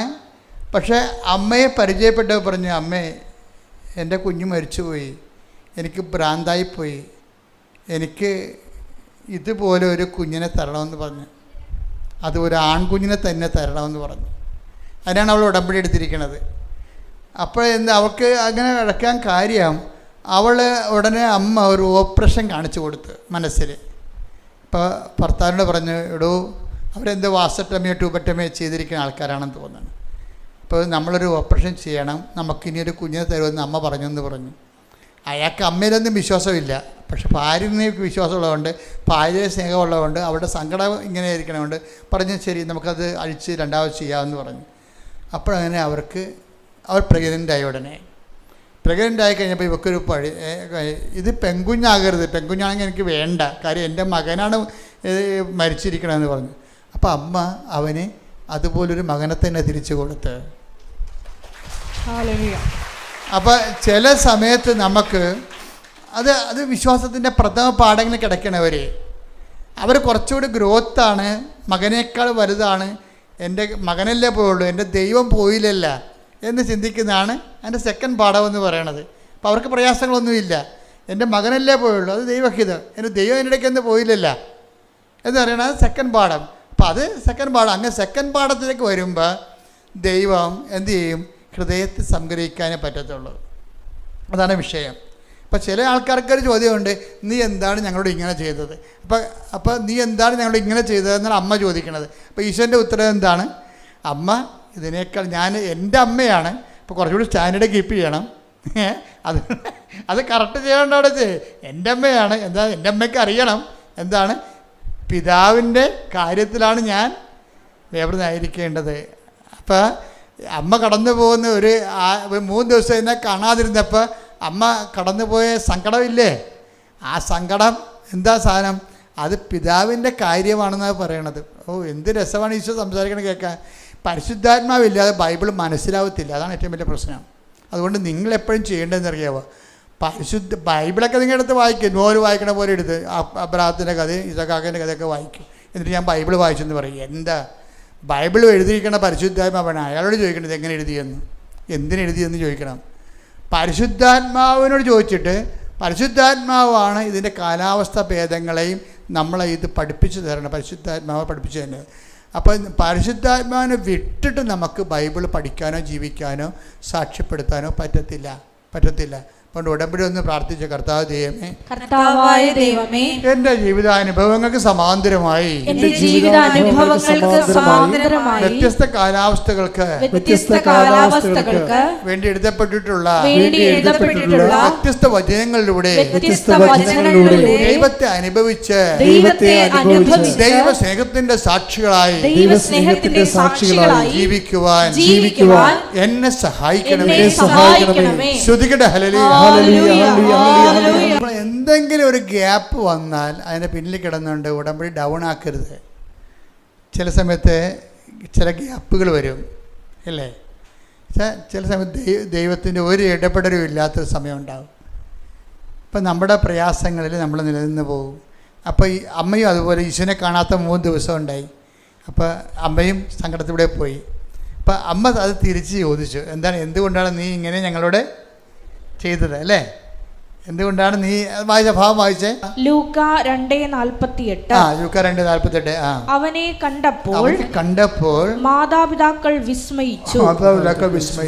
അവന്റെ അമ്മ അവനോട് പറഞ്ഞു, മകനെ നീ ഞങ്ങളോട് ഇങ്ങനെ ചെയ്തതെന്ത്? നിന്റെ പിതാവും ഞാനും ഉത്കണ്ഠയോടെ നിന്നെ അന്വേഷിക്കുകയായിരുന്നു. അവൻ അവരോട് ചോദിച്ചു, നിങ്ങൾ എന്തിനാണ് എന്നെ അന്വേഷിച്ചത്? ഞാൻ എന്റെ പിതാവിന്റെ കാര്യങ്ങളിൽ വ്യാപൃതനായിരിക്കേണ്ടതാണെന്ന് നിങ്ങൾ അറിയുന്നില്ലേ? ഈ പിതാവിന്റെ കാര്യം എന്ന് പറഞ്ഞാൽ എന്താണെന്നറിയാമോ? എപ്പോഴും നമ്മൾ ശ്രദ്ധിക്കണം. ഈ ആബ്സൻസ് ഒക്കെ വരുമ്പോഴെല്ലാം നമുക്ക് പ്രാർത്ഥനയ്ക്ക് ഉത്തരവില്ലാത്ത ചില ദിവസങ്ങളുണ്ടാകും. ശ്രദ്ധിക്കണം മക്കളെ, അച്ഛൻ പറയണത്. പ്രാർത്ഥനയ്ക്ക് ഉത്തരമില്ലാത്ത അടിയന്തര സാഹചര്യങ്ങൾ വരും. അത് ശരിക്കും പറഞ്ഞാൽ നമുക്ക് വേദനയും ക്ലേശവുമായിരിക്കും ആ സമയത്ത് ഉണ്ടാകണത് ഇല്ലേ? അപ്പോൾ നമ്മൾ ചോദിക്കും, ഞാൻ ഉടമ്പടി എടുത്തതാണല്ല, എന്തായാലും ഞങ്ങളോട് ഇങ്ങനെ ചെയ്യണമെന്ന് നമ്മൾ ചോദിക്കും, ദൈവത്തോട് ചോദിക്കും. അപ്പോൾ ചോദിക്കുമ്പോൾ കർത്താവ് എന്താ പറയണത്? അത് പിതാവിൻ്റെ കാര്യമാണ്. എന്താ കാര്യം? പിതാവിൻ്റെ കാര്യം എന്താണ്? അതായത് പിതാവിൻ്റെ കാര്യമെന്ന് പറയുമ്പോൾ ഈശോ പിതാവിൽ നിന്ന് കൊണ്ടുവന്നത് എന്താണെന്ന് നമ്മൾ അറിയണം. നമ്മുടെ ജോലി, വീട്, വിവാഹം, പറമ്പ് വാങ്ങിക്കൽ അങ്ങനെയുള്ള ഏർപ്പെടല, അത് പിതാവ് ഈശോയുമായിട്ട് ബന്ധമില്ലെങ്കിലും സാധാരണ നിരീശ്വരന്മാർക്ക് പോലും കിട്ടുന്ന കാര്യങ്ങളാണ്. പിതാവിൽ നിന്ന് ഈശോ കൊണ്ടുവന്ന തനത് ഗിഫ്റ്റ് എന്താണ്? കൃപയും സത്യവും അവൻ വഴി ഉണ്ടായി. അതാണ് കൃപയാണ് പിതാവിൽ നിന്ന് കൊണ്ടുവന്നത്. ഈശോ കൊണ്ടുവന്നത് എന്താണ്? കൃപ. എപ്പോഴും കൃപയെക്കുറിച്ച് പറയുമ്പോൾ പിതാവിനെ പിക്ചറിൽ ബൈബിളിൻ്റെ ഒരു രീതി അതാണ്. കൃപയെക്കുറിച്ച് പറഞ്ഞാൽ ഉടനെ ബൈബിള് പിതാവിനെ കൊണ്ടുവരൂ. അതാണ് 12:18 എടുത്ത്. 12:18. ഇതാ ഞാൻ തിരഞ്ഞെടുത്ത എൻ്റെ ദാസൻ, എൻ്റെ ആത്മാവ് പ്രസാദിച്ച എൻ്റെ പ്രിയപ്പെട്ടവൻ, ഞാൻ അവന്റെ മേൽ എൻ്റെ ആത്മാവിനെ അയക്കും. പിതാവിൽ നിന്ന് കൊണ്ടുപോകുന്നത് എന്താണ്? ഈ ആത്മാവാണ്. മനസ്സിലായില്ലേ? പരിശുദ്ധാത്മാവിൻ്റെ കൃപാദാനങ്ങളാണ്. അതാണ് ഈശോ പറയണത്, ഞാൻ പിതാവിനോട് ചോദിക്കുകയും, പിതാവെന്ന് പറഞ്ഞാൽ പിന്നെ പരിശുദ്ധാത്മാവിന് നടപടിക്രമമെന്ന് എൻ്റെ അർത്ഥം. എന്താ കാര്യം? പിതാവിനോട് ഞാൻ ചോദിക്കുകയും നിങ്ങൾക്ക് MAക്ക് അഡ്മിഷൻ മേടിച്ച് തരികയും ചെയ്യും, അങ്ങനെയാണ് പറഞ്ഞത്. അല്ല, അതാണ് പ്രശ്നം. ഈ ക്യാഷ് ആൻഡ് കൈൻഡ് പരിപാടിക്ക് പിതാവുമായി ഡയറക്റ്റ് ബന്ധമില്ല. It is already given. അത് നമ്മുടെ ബുദ്ധിയും ബോധവും അനുസരിച്ച് നമ്മളത് ആർജിച്ചെടുക്കുകയാണ് ചെയ്യണത്. പിതാവ് രംഗത്ത് വന്ന പിതാവിൻ്റെ കാര്യമെന്ന് പറഞ്ഞ് വന്നാൽ അത് എന്താണ് സംഭവം? പിതാവിനോട് ചോദിക്കുകയും, എടുത്ത് വായിച്ചതിനെടുത്ത്, നിത്യവും നിങ്ങളോടുകൂടി ആയിരിക്കാൻ മറ്റൊരാശ്വാസകനെ വായിച്ചേ, ശ്രുതിക്കട്ടെ. ഹല്ലേലൂയ, ഹല്ലേലൂയ, ഹല്ലേലൂയ, ഹല്ലേലൂയ, ഹല്ലേലൂയ. യോഹന്നാൻ 14:16. യോഹന്നാൻ 14:16. ഞാൻ പിതാവിനോട് അപേക്ഷിക്കുകയും എന്നേക്കും നിങ്ങളോട് കൂടെ ആയിരിക്കാൻ മറ്റൊരു സഹായകനെ അവിടുന്ന് നിങ്ങൾക്ക് തരുകയും ചെയ്യും. അതായത് പിതാവിൻ്റെ കാര്യമെന്ന് പറയണതിൻ്റെ ഒരു കാര്യം, പരിശുദ്ധാത്മാവിനെ നമുക്ക് ലഭിക്കുന്നതാണ് പിതാവിൻ്റെ കാര്യം. ആബ്സൻസ് ഓഫ് ഗോഡ്, അതുപോലെ നമ്മുടെ പ്രാർത്ഥനയ്ക്ക് ക്യാഷ് ആൻഡ് കൈൻഡായിട്ട് ഉത്തരം കിട്ടണില്ല എങ്കിൽ ദൈവത്തെ പോലും കാണാത്തൊരു കാലമായിട്ട്, ഇപ്പോൾ പൗലോസിൻ്റെ കപ്പൽ അനുഭവത്തിൽ പറയത്തില്ലേ, കുറേ നാളത്തേക്ക് സൂര്യനെ കണ്ടില്ലെന്ന്. അങ്ങനെ അത് നമ്മുടെ ജീവിതത്തിലുണ്ടാവും. ജീവിതയാത്രയാണ്, കുറേ നാളത്തേക്ക് നമുക്ക് ഒരു ദൈവാനുഭവം ഇല്ല. അപ്പോൾ ഈ മണ്ടന്മാരെന്നാ ചെയ്യുന്നറിയാവുക? രാവിലെ എഴുന്നേക്കാൻ താമസിക്കും. പ്രത്യക്ഷ പ്രാർത്ഥന വേണമെങ്കിൽ ചിലർ, ശങ്കരാടിയുടെ ഒരു സിനിമ ഇല്ലേ, കൈനീട്ടം വൈകുന്നേരം കിട്ടിയാൽ മതിയാന്ന് ചോദിക്കണില്ലേ? അതുപോലെ പ്രത്യക്ഷ പ്രാർത്ഥന ഉച്ചയ്ക്ക് ചെല്ലിയാൽ മതിയാന്ന് ചോദിക്കും. അപ്പോൾ ഇത് കൈവിട്ട് പോകുന്നതിൻ്റെ അർത്ഥം എന്താ കാര്യം? അതായത് അവരുടെ ലൈഫിൽ ദൈവത്തെ അനുഭവിക്കാത്ത ചില ദിവസങ്ങളാണ്. അപ്പോൾ പ്രത്യക്ഷ പ്രാർത്ഥന ചെല്ലിയിട്ട് വലിയ കാര്യമൊന്നുമില്ല. പ്രത്യക്ഷ പ്രാർത്ഥന അല്ല, ദൈവത്തെ പോലും വിളിക്കാത്ത ആൾക്കാർ കാനഡയിൽ പോയി. ഇതെല്ലാം ചെയ്തേച്ച് നിൽക്കണം. ഞാൻ നാട്ടിൽ തന്നെ ഇപ്പോൾ ഉണ്ട്. എൻ്റെ ഏജൻറ്റ് എന്നെ പറ്റിച്ചെന്നാണ് തോന്നുന്നത്. പിതാവിന് ആബ്സെൻ്റായിട്ട് തോന്നേണ്ട ഒരു സമയം ഇതാണ്. ഈ ടൈമാണ് നമുക്ക് കൈകാര്യം ചെയ്യേണ്ടത്. അതായത് അനുഭവങ്ങൾ ഘടകവിരുദ്ധമായിട്ട് വരുമ്പോഴും അമ്മ ചോദിച്ചു, ഇതെന്താ ഞങ്ങളോട് ഇങ്ങനെ ചെയ്തത്? അപ്പോൾ എന്താ പറഞ്ഞത്? ഞാനല്ല ചെയ്തത്, പിതാവാണ്. ഇതാണ് വിഷയം. അപ്പോൾ അത് നമ്മുടെ കാശാക്കാരന് വേണ്ടിയുള്ള കാര്യമല്ല. അതെന്തിനാണ്? പിതാവിൻ്റെ കാര്യം എന്താണ്? ഞാൻ പിതാവിനോട് ചോദിക്കുകയും നിങ്ങളുടെ ആയിരിക്കാൻ വേണ്ടി. അപ്പോൾ എന്താ, ഒന്ന് മാറ്റിപ്പിടിക്കാനാണ് പറയണത്. മനസ്സിലായില്ല? സ്ഥലം വിൽക്കണേ എന്ന് പറഞ്ഞുകൊണ്ട് കാണുന്ന. ഇനി ഇവിടുന്ന് വെച്ച് കലവൂര് പോയി നൊവേന കൂടും, അപ്പുറത്ത് പോയി വേറെ ധ്യാനം കൂടും. എന്തിനാണ് സ്ഥലം വിൽക്കണേ? ഇതാണ് ഇവരുടെ തലയിരിക്കണത്. അപ്പോൾ ദൈവം പറയും, മാറ്റിപ്പിടിക്കാൻ പറയും. എന്താ കാര്യം? ഇത് എന്നേക്കും നിങ്ങളുടെ കൂടെ, ഈ സ്ഥലം എന്നേക്കും നിങ്ങളുടെ കൂടെ ആയിരിക്കത്തില്ല. മകളെ കല്യാണം കഴിച്ചാലും ഇനി മകൾ പ്രസവിച്ചാലും അവരാരും എന്നേക്കും നിങ്ങളുടെ കൂടെ ആയിരിക്കത്തില്ല. കർത്താവ് വളരെ ക്ലിയറായിട്ടാണ് സംസാരിക്കണത്. മനസ്സിലായില്ലേ? നിങ്ങളെപ്പോൾ ഒന്ന് മാറ്റിപ്പിടിക്കേണ്ടി വരും. എന്താ കാര്യം? ദൈവം പറയണത് എന്നേക്കും നിങ്ങളോടെ ആയിരിക്കാനാണ്. ഇപ്പോൾ ചില പറഞ്ഞാൽ, അച്ഛാ ഒരു ഓർഫണേജിൽ എവിടെയെങ്കിലും ആക്കിത്തരും അച്ഛാ. എന്താ ഞാൻ പറയും, മക്കളെ എന്നെ ഉപേക്ഷിച്ചു വന്ന്. ഞാൻ പറയും, മക്കളെ ഉപേക്ഷിച്ചതല്ലേ, സത്യം പറയുന്നത്. ഇവിടെ ചില വിരയന്മാരുവേ സന്ധ്യയാലും പോകത്തില്ല. ഞങ്ങൾ പിന്നെ എവിടെയെങ്കിലും ഒരു കോൺവെൻറ്റിൽ കൊണ്ടവരെ കിടത്തും. പക്ഷേ എന്താ അവർ പറയണത്? അവർ പറഞ്ഞ മക്കളെ ഉപേക്ഷിച്ചു, അച്ഛൻ കൊണ്ടുപോയി അനാഥാലയത്തിൽ തരാനാണ്. അപ്പോൾ മക്കളായാലും എന്നേക്കും നിങ്ങളോട് ആയിരിക്കത്തില്ല, അവർ ഉപേക്ഷിച്ചായിരിക്കത്തില്ല.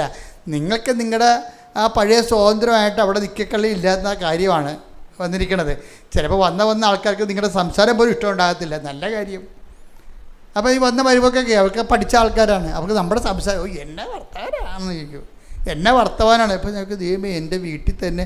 അപ്പോൾ മകനാണെങ്കിൽ എന്ത് ചെയ്യും? മകൻ നമ്മുടെ കൂടെ കൂടുക? ഒരിക്കലും കൂടെ. അവനെ കെട്ടിക്കുമ്പോൾ തന്നെ ഉപേക്ഷിച്ചേക്കണം മകനെ. പല പ്രശ്നവും എന്താണ്? കെട്ടിച്ചിട്ട് നിങ്ങൾ കെട്ടിപ്പിടിച്ചോണ്ടിരിക്കുകയല്ലേ? അതാണല്ലേ പ്രശ്നം. കെട്ടിക്കുമ്പോൾ തന്നെ മാതാപിതാക്കന്മാരെ വിട്ടെന്ന് പറഞ്ഞില്ലേ? ഈശോ അല്ലേ പറഞ്ഞിരിക്കണത്? മാതാപിതാക്കന്മാരെ വിട്ട് ഭാര്യയോട് ചേരും. അപ്പം തന്നെ വിട്ടേക്കണം.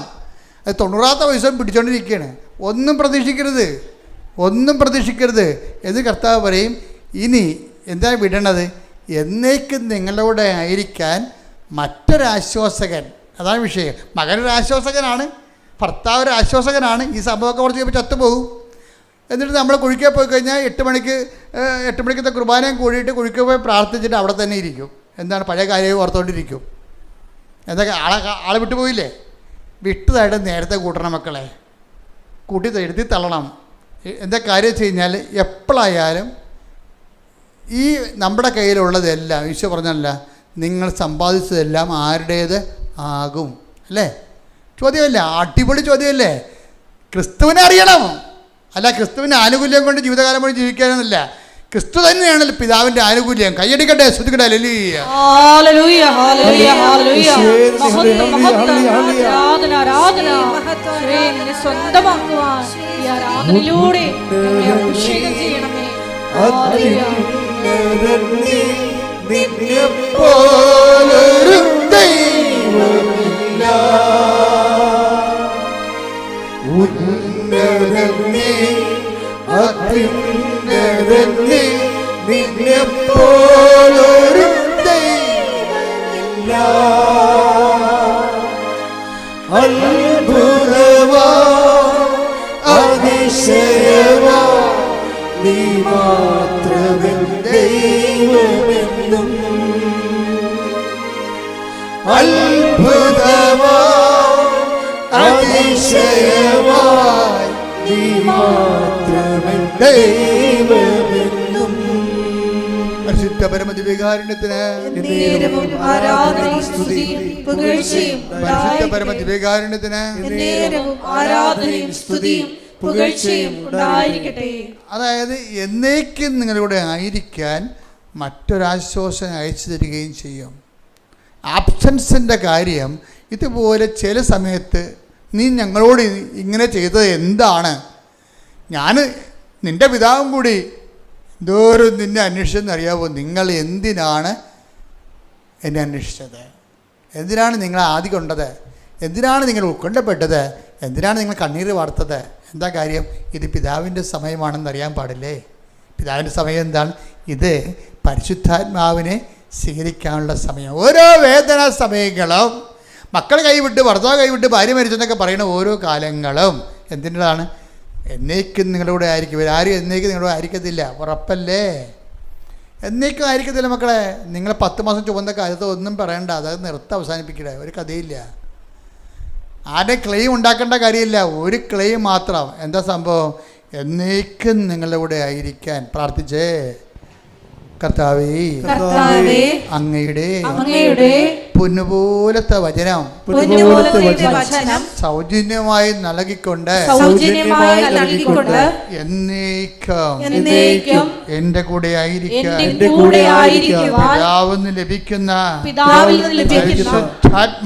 പരിശുദ്ധാത്മാവിനാൽ എന്നെ അഭിഷേകം ചെയ്യണമേ. നാളുകളിൽ നിങ്ങൾ എന്നോട് ഒന്നും ചോദിക്കാതിരിക്കാൻ ഈ വെള്ളം കുടിക്കുന്നവൻ നീ ദാഹിക്കും.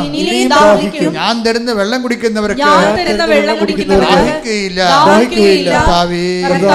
നീ തരുന്ന വെള്ളമായ പരിശുദ്ധാത്മാവിനെ ദാഹിക്കുന്നവൻ എൻ്റെ അടുത്ത് വരട്ടെ. തിരുനാളിന്റെ മഹാദിനത്തിൽ അവൻ എഴുന്നേറ്റ് ഉച്ചത്തിൽ പറഞ്ഞു, ആർക്കെങ്കിലും ദാഹിക്കുന്നെങ്കിൽ അവൻ എൻ്റെ അടുത്ത് വരട്ടെ. എന്നിൽ വിശ്വസിക്കുന്നവരുടെ ഹൃദയത്തിൽ നിന്ന് ജീവജലത്തിന്റെ അരുവികൾ ഒഴുകുക. തന്നിൽ വിശ്വസിക്കാനിരുന്നവരെ സ്വീകരിക്കാനിരുന്ന പരിശുദ്ധാത്മാവിനെ കുറിച്ചാണ് അവനത് പറഞ്ഞത്. ആത്മാവേ, പരിശുദ്ധാത്മാവേ, യേശുവിന്റെ ആത്മാവേ, യേശുവിന്റെ തിരുവിലാവിലെ മുറിവ് തുറന്നുകൊണ്ട് അവന്റെ സകലത്തിന്റെ സമ്മാനമായി, സ്വർഗത്തിന്റെ സമ്മാനമായി ഇറങ്ങി വന്ന ദൈവത്തിന്റെ വാഗ്ദാനമേ, പിതാവിന്റെ വാഗ്ദാനമേ, ആത്മാവേ, പരിശുദ്ധാത്മാവേ, നിറയണമേ, നിറയണമേ, എന്നെ ശക്തിപ്പെടുത്തണമേ. ദൈവത്തിന്റെ ഉടമ്പടി സുവിശേഷീതമായി പൂർത്തിയാക്കുവാൻ ആത്മാവേ, ദൈവത്തിന്റെ ആത്മാവേ വസിക്കണമേ.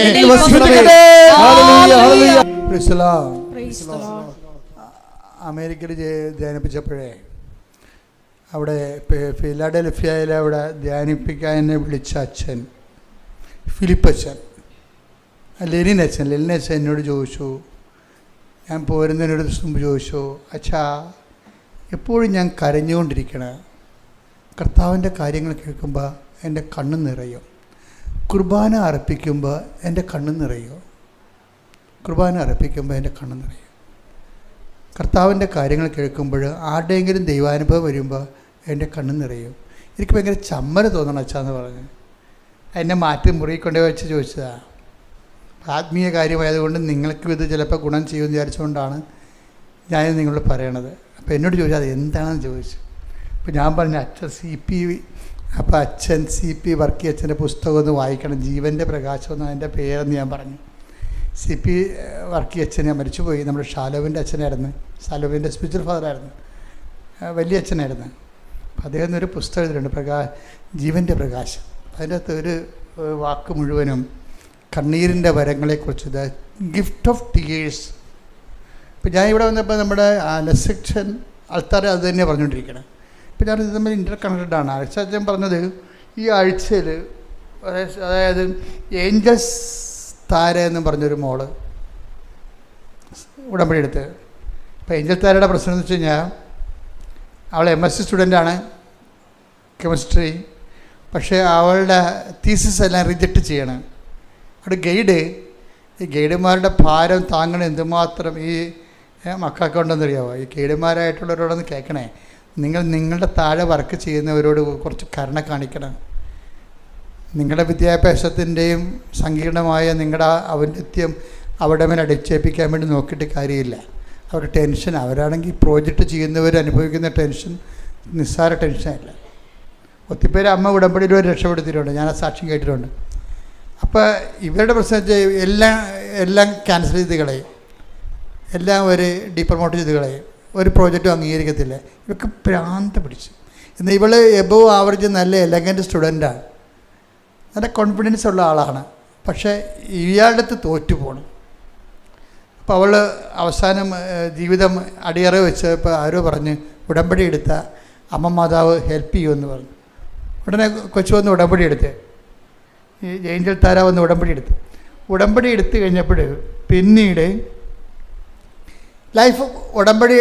ചില ആൾക്കാർക്ക് ഞാൻ ഷിക്കാഗോയിൽ ധ്യാനിപ്പിച്ചപ്പോൾ അവിടുത്തെ ഒരു അച്ഛൻ എന്നോട് പറഞ്ഞെന്നറിയാമോ, എൻ്റെ അച്ഛനീ നടത്തിയ ധ്യാനമില്ലേ, ഇതിൻ്റെ അകത്തൊരു 20 വെള്ളക്കാർ പങ്കെടുത്തിരുന്നെങ്കിൽ അമേരിക്ക നന്നായേനെന്ന്.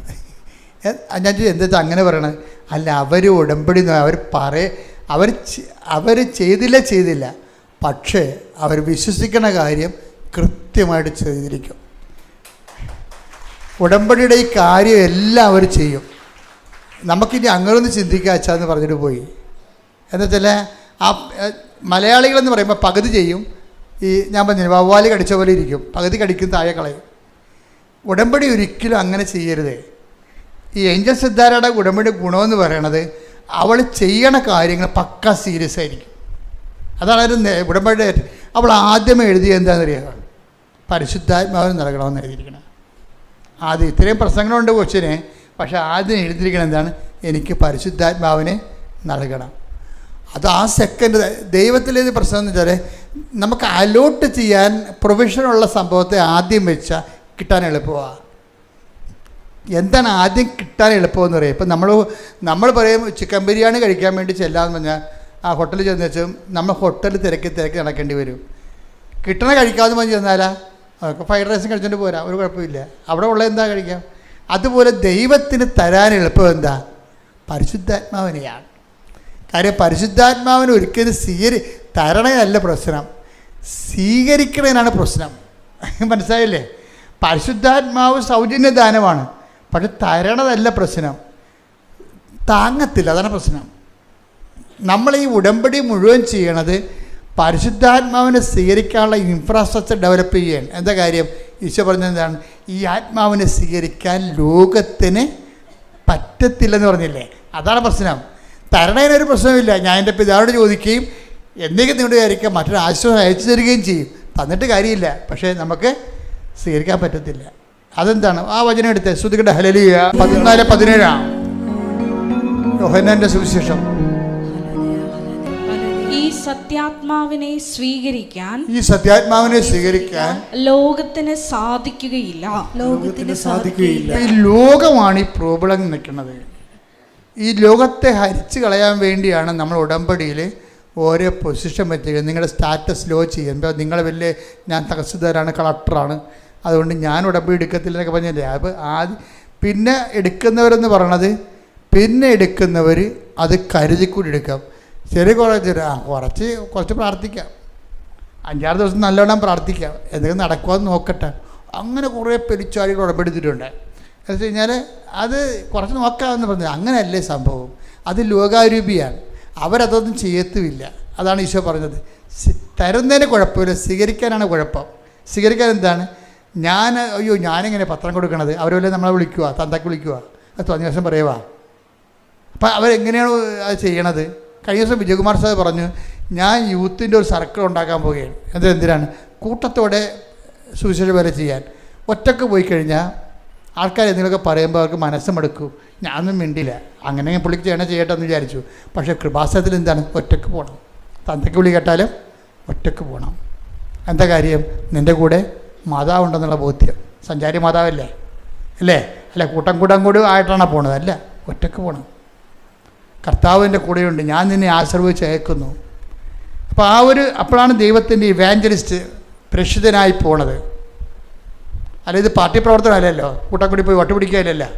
അപ്പം അത് ഒരാൾ പോകുമ്പോൾ എന്തെങ്കിലും ചിലപ്പോൾ നിങ്ങളൊരു വീട്ടിൽ ചെല്ലുമ്പോൾ എന്താണ് തരണത്? തന്നത് ഭക്ഷിക്കാൻ പറയും. ചിലപ്പോൾ അവർ നമ്മളെ തന്തക്ക് വിളിക്കും. ഇത് ഭ്രാന്താണ് നിങ്ങൾക്ക്, ഇതൊക്കെ പറ്റിപ്പും കൊണ്ട് നടക്കണമെന്ന് ചോദിക്കും. അതായത് അപ്പം ഒരു വീട്ടിൽ ചെന്നാൽ കിട്ടണ ഭക്ഷിക്കാനല്ലേ പറയണത്. അല്ല, ഇത് ഞാൻ എടുക്കത്തില്ല, വേറെ തരാൻ പറയുക, ആരും പറയത്തില്ല. അപ്പം കർത്താവിൻ്റെ നാമത്തിലാണ് നമ്മൾ പോണത്. അപ്പം അങ്ങനെ വരുമ്പോൾ പരിശുദ്ധാത്മാവ് നിന്നിലിങ്ങനെ നിറഞ്ഞു നിൽക്കും. പിന്നെ നീ നേടിയതെല്ലാം എന്താണ്? നിനക്ക് ദൈവം തന്ന ദാനമാണ്. ആ ദൈവം തന്ന ദാനമാണ്. അപ്പോൾ പരിശുദ്ധാത്മാവ് കിട്ടുമ്പോൾ ചില സമയത്തൊരു കാലാവസ്ഥ ചേഞ്ചിങ് ഉണ്ടാവും. അത് കുഴപ്പമില്ല. ദൈവസ്നേഹം ഉണ്ടെങ്കിൽ നമ്മൾ അതിനകത്ത് അക്സെപ്റ്റ് ചെയ്യാൻ തയ്യാറാകും. അക്കത്തിലുള്ള സംഭവങ്ങളിൽ നമുക്ക് സന്തോഷം ഉണ്ടാകും. അപ്പം അത് പരിശുദ്ധാത്മാവാണ് ആ സന്തോഷം കൊണ്ടാണ് അതിൽ എപ്പിച്ചു പറയുന്നത്. അപ്പോൾ നിങ്ങൾ ആഹ്ലാദിച്ച് ഉല്ലസിക്കുവാൻ സ്വർഗത്തിൽ നിങ്ങൾക്കുള്ള പ്രതിഫലം വലുതായിരിക്കുന്നു. ആഹ്ലാദം ഉണ്ടാകുന്ന സംഭവം അതാണ്. ഇപ്പം ഞാൻ പറഞ്ഞു വരുന്നതിൻ്റെ കാരണം, അതായത് ഇങ്ങനെ പരിശുദ്ധാത്മാവിൻ്റെ ഒരു ദാനം എന്ന് പറയുന്നത് ഈ ഗിഫ്റ്റ് ഓഫ് ടിയേഴ്സാണ്. ഗിഫ്റ്റ് ഓഫ് ടിയേഴ്സ് എന്ന് വെച്ചാൽ കർത്താവിനെ കുറിച്ച് കേൾക്കുമ്പോൾ തന്നെ കണ്ണ് നിറയാൻ തുടങ്ങും. വചനം വായിക്കാൻ തുടങ്ങി കണ്ണ് നിറയാൻ തുടങ്ങും. പിന്നെ നീ ദൈവത്തിൻ്റെ സാന്നിധ്യത്തിലാണ് 24 hours എന്ന് ഈ സത്യസന്ധമായിട്ട് ഉടമ്പടി ചെയ്യുമ്പോൾ കണ്ണുനീര് പലർക്കും ഉണ്ടാകുന്നുണ്ട്. അവർക്ക് അറിയത്തില്ല എന്താ കണ്ണീരുണ്ടാകണമെന്ന് അറിയത്തില്ല. അതാണ് സംഭവം. ആ അച്ഛൻ പറഞ്ഞില്ലേ എനിക്ക് ചമ്മൽ പോലെ തോന്നണമെന്ന്. അതല്ല സംഭവം. ദൈവികമായ കാര്യങ്ങൾ കേൾക്കുമ്പോഴും പറയുമ്പോഴും കണ്ണ് നിറഞ്ഞുകൊണ്ടിരിക്കും ദൈവസ്നേഹത്തിൽ. അതായത് അത് ഏത് വിഷയത്തിലാണെങ്കിലും ബൈബിളിൽ കണ്ണീരിനെക്കുറിച്ച് ഒത്തിരി പറയും. നിൻ്റെ കണ്ണീരില്ല ഞാൻ കുപ്പി ശേഖരിക്കും. എന്താ കാര്യം? ആത്മഭാരത്തോടെ കരയണതാണ്. ദൈവത്തിന് വേണ്ടിയുള്ള ദൈവത്തിൻ്റെ അകത്ത് കയറി ദൈവസ്നേഹത്തോട് ചെയ്യുമ്പോഴാണ്, ദൈവത്തിൽ ആശ്രയിച്ച് ചെയ്യുമ്പോൾ ദൈവസ്നേഹത്തിൽ ഔട്ട് ബേസ്റ്റായി പോകും ആൾക്കാർ. അപ്പം അതുകൊണ്ടാണ് ഈ അങ്ങനെ ഔട്ട് ബേസ്റ്റായിട്ട് ചെയ്യുന്ന സംഭവങ്ങൾ ഞാൻ കുപ്പി ശേഖരിക്കും. അപ്പോൾ 56:8 പറയത്തില്ലേ? പിന്നെ അതുപോലെ കണ്ണീരോടെ വിതക്കുന്നു എന്നൊക്കെ പറയത്തില്ലേ? ഇപ്പം 126:7 പറയത്തില്ല. എന്താ പറയണത്? അവർ കണ്ണീരോടെ വിതക്കുന്നു, ജയഘോഷത്തോടെ കൊയ്തുകൊണ്ട് വരുന്നെന്ന്. ഇപ്പം കണ്ണീരിൽ വിതക്കുമ്പോൾ ഓർക്കുക, ആത്മാവിലാണ് അഭിഷേകത്തിൽ ആ സംഭവം ചെയ്യണത്. അപ്പം അതിന് ഇവളുടെ ഫലം എന്ന് പറഞ്ഞാൽ എന്താ വെച്ച് കഴിഞ്ഞാൽ, ഉടമ്പടി ചെയ്ത് കഴിഞ്ഞ് പിന്നീട് ആ പണ്ടുണ്ടായിരുന്ന തീസിസ് റെക്കോർഡ് അതുപോലെ തന്നെ കൊണ്ടേ കൊടുത്തപ്പോഴും പിന്നെ എക്സലൻ്റ് ഇയാൾ മാറ്റിക്കളഞ്ഞ ദൈവം. ആ അങ്ങേരുടെ മാസ്റ്റർ ഗൈഡിനെ മാറ്റിക്കളഞ്ഞ് മനസ്സ്, അയാളെ മാറ്റിയില്ല, പക്ഷെ അയാളുടെ മനസ്സ് മാറ്റി. എന്താണ്? ഇവൾ പണ്ട് കാണിച്ച് തെറ്റ് വാങ്ങിച്ചിട്ടുള്ള സാധനം തന്നെയാണ് ഇപ്പം പുള്ളിയെ കൊണ്ട് കാണിക്കുമ്പോൾ എല്ലാം ഗുഡ് എക്സലൻ്റ് എന്ന് പറഞ്ഞ് കൊടുക്കണം. ആളെ മാറ്റും. ദൈവത്തിന് ഒരു സമയം മതി. അതാണ് പരിശുദ്ധാത്മാവിനെ തന്നെയാണ് ശരിക്കും പറഞ്ഞാൽ, പ്രത്യേകിച്ച് ഉടമ്പടി പുതുക്കിയ ആൾക്കാർ ഇനി പരിശുദ്ധാത്മാവിന് വളരാൻ വേണ്ടി പ്രത്യേകം ശ്രദ്ധിക്കണമെന്നാണ് എൻ്റെ അർത്ഥം. അതുപോലെ തന്നെ ഒരു സാക്ഷ്യമാണ് നമ്മൾ ഈ പ്രാവശ്യം കേട്ടത്. അതായത് അനിലയുടെ സാക്ഷ്യം. അനിലയുടെ മകൾക്ക് 4ാം ക്ലാസ്സിൽ പെങ്കൊച്ചാണ്. 4ാം ക്ലാസ്സിൽ ഒരു വയറുവേദന ഉണ്ടായി, കൊണ്ടുപോയി ആശുപത്രി കാണിച്ച് സ്കാൻ ചെയ്തു. ആ സ്കാൻ വീട്ടിൽ വെച്ചു. 14ാം വയസ്സിലും വയറുവേദന ഉണ്ടായി അതുപോലെ തന്നെ. അപ്പോൾ അതിന് സ്കാൻ ചെയ്തപ്പോൾ പറഞ്ഞ്, നിങ്ങൾ പണ്ട് ഡോക്ടർ ആദ്യം സ്കാൻ ചെയ്തപ്പോൾ ഡോക്ടറൊന്നും പറഞ്ഞില്ലേ എന്ന് ചോദിച്ചു. ഡോക്ടറൊന്നും പറഞ്ഞില്ല, മരുന്ന് തീർന്നു എന്ന് പറഞ്ഞ്. എന്നാലും ആ സ്കാനിങ് റിപ്പോർട്ട് ഉണ്ടോ കയ്യിൽ? അതുണ്ടെന്ന് പറഞ്ഞ്. അത് വായിച്ചപ്പോൾ എന്താ സമയം അതിൻ്റെ അകത്ത് എതിരുണ്ട് ഈ കൊച്ചിന് യൂട്രസ് ഇല്ലെന്ന്, ഗർഭപാത്രം ഇല്ലെന്ന് അന്ന് എഴുതി വെച്ചിട്ടുണ്ട് ആ സ്കാൻ റിപ്പോർട്ടിൽ. അത് പിന്നെ അന്നത്തെ ഡോക്ടർമാർ വിചാരിച്ച് വളരുമ്പോൾ ശരിയാവുമെന്ന്. 14 വയസ്സിൽ ഇപ്പം സ്കാൻ ചെയ്തപ്പോൾ യൂട്രസ് ഇല്ല. അമ്മ പെങ്കൊച്ചിൻ്റെ അമ്മ തകർന്നു പോയി. അവൾ ഉടമ്പടി എടുത്ത് കണ്ണീരോടെ അമ്മയുടെ മുമ്പിൽ, അമ്മേ എൻ്റെ പെങ്കൊച്ചിൻ്റെ ഭാവിയില്ല. അപ്പോൾ ഡോക്ടർ പറഞ്ഞ്, അപ്പോൾ ഇതിൽ ഇവൾ ഉടമ്പടി എടുത്തേച്ച് ഉടമ്പടി തൈലം എടുത്തിട്ട് ആ പൊക്കിളിൻ്റെ താഴെ ഗർഭപാത്രം നേരെ ഒരു കുരിശ് വരച്ച്, അമ്മേ ഇല്ലെങ്കിൽ ഉണ്ടാക്കി തരണം, എനിക്ക് അമ്മയിലാണ് വിശ്വാസം എന്ന് പറഞ്ഞു. പിന്നെ MRI എടുക്കുമ്പോൾ ആ വയസ്സിൻ്റെ ഗർഭപാത്രം അവിടെ അമ്മ വെച്ച് കൊടുക്കും. അപ്പം ഇത് ഉടമ്പടിയിൽ ഇതിൻ്റെ അപ്പുറത്ത് നടക്കും. മരിച്ചവരെ ജീവിച്ചു വരും. കാര്യം എന്താണ്? അത് അമ്മ മാതാവ് പ്രത്യക്ഷപ്പെട്ടതിൻ്റെ ഭാഗമായിട്ടാണ് ഉടമ്പടി വരണത്. അതുകൊണ്ട് നമ്മൾ പ്രത്യക്ഷ പ്രാർത്ഥന ചെല്ലണത്. അപ്പോൾ പ്രത്യക്ഷ പ്രാർത്ഥന ചെല്ലാൻ വേണ്ടി നിങ്ങൾക്ക് തന്നിരിക്കുന്ന സമയം 5:30 to 6:30. അതിനുള്ളിൽ നിങ്ങൾ ചെല്ലിയിരിക്കണം. അതിൻ്റെ കൂടെയാണ് ഇപ്പം അച്ഛൻ്റെ കൂടെ നിങ്ങളെ ഡെയിലി ബ്ലഡ് കേൾക്കുന്നത്. അത് ഷെയർ ചെയ്യണം. അതിൻ്റെ പ്രാർത്ഥനയിൽ പങ്കെടുത്തിട്ട് അതിൻ്റെ അഭിഷേകം മേടിച്ചിട്ട് വേണം എല്ലാ ദിവസവും മുന്നോട്ട് പോകാൻ. കാര്യം അനുഗ്രഹമൊക്കെ വിരൽത്തുമ്പിലാണ്. പക്ഷെ ചോദിക്കേണ്ടത് ആരെ? പരിശുദ്ധാത്മാവിനോട് ചോദിക്കേണ്ടത്. Praise the Lord. രോഗികളങ്ങനെ ദിവസം പ്രാർത്ഥിക്കുന്ന കർത്താവേ, ഉദര രോഗമുള്ളവരങ്ങനെ ദിവസം പ്രാർത്ഥിക്കുന്ന കർത്താവേ, വാർന്ന വലതുകരാം ആണിപ്പെടുതാർന്ന അത്ഭുതകരാം ഉദര രോഗിടമേ വെക്കണമേ എന്ന് പ്രാർത്ഥിക്കുന്നു. കർത്താവേ നിന്റെ കരുണ ചൊരിയണമേ, കർത്താവേ നിന്റെ കരുണ ചൊരിയണമേ, കർത്താവേ മുളകിടുന്ന വിശുദ്ധമായ രക്തത്താൽ കരരോഗികളെ സുഖപ്പെടുത്തുമെന്ന് പ്രാർത്ഥിക്കുന്നു. കർത്താവേ നിന്റെ വിശുദ്ധമായ രക്തത്താൽ കരരോഗികളെ സുഖപ്പെടുത്താൻ പ്രാർത്ഥിക്കുന്നു. കർത്താവേ കരുണ തോന്നണമേ, മുൾക്കിടത്ത് ഓർത്തിട്ട് കരുണ തോന്നണമേ, മുൾക്കിടത്ത് ഓർത്ത് കരുണ രാവിലെ മുഴുവൻ കരുതണമേ. കർത്താവേ കണ്ണ തോന്നണമേ, കർത്താവേ ആണിപ്പെടുത്താൻ അത്ഭുത കരുണോർത്ത് കരുണ തോന്നണമേ, കർത്താവേ കരുണ തോന്നണമേ. കരചരണങ്ങളിലെ ആണിപ്പഴുതോർത്തുകൊണ്ട് കർത്താവേ അങ്ങനെ മക്കളോട് കണ്ടത് മാർഗ രോഗങ്ങള്, തീരാവേദികള്, ജീവിത ദുരിതങ്ങള് യേശുവിന്റെ നാമത്തിൽ മാർഗരോഗങ്ങള്, തീരാവേദികള്, ജീവിത ദുരിതങ്ങള്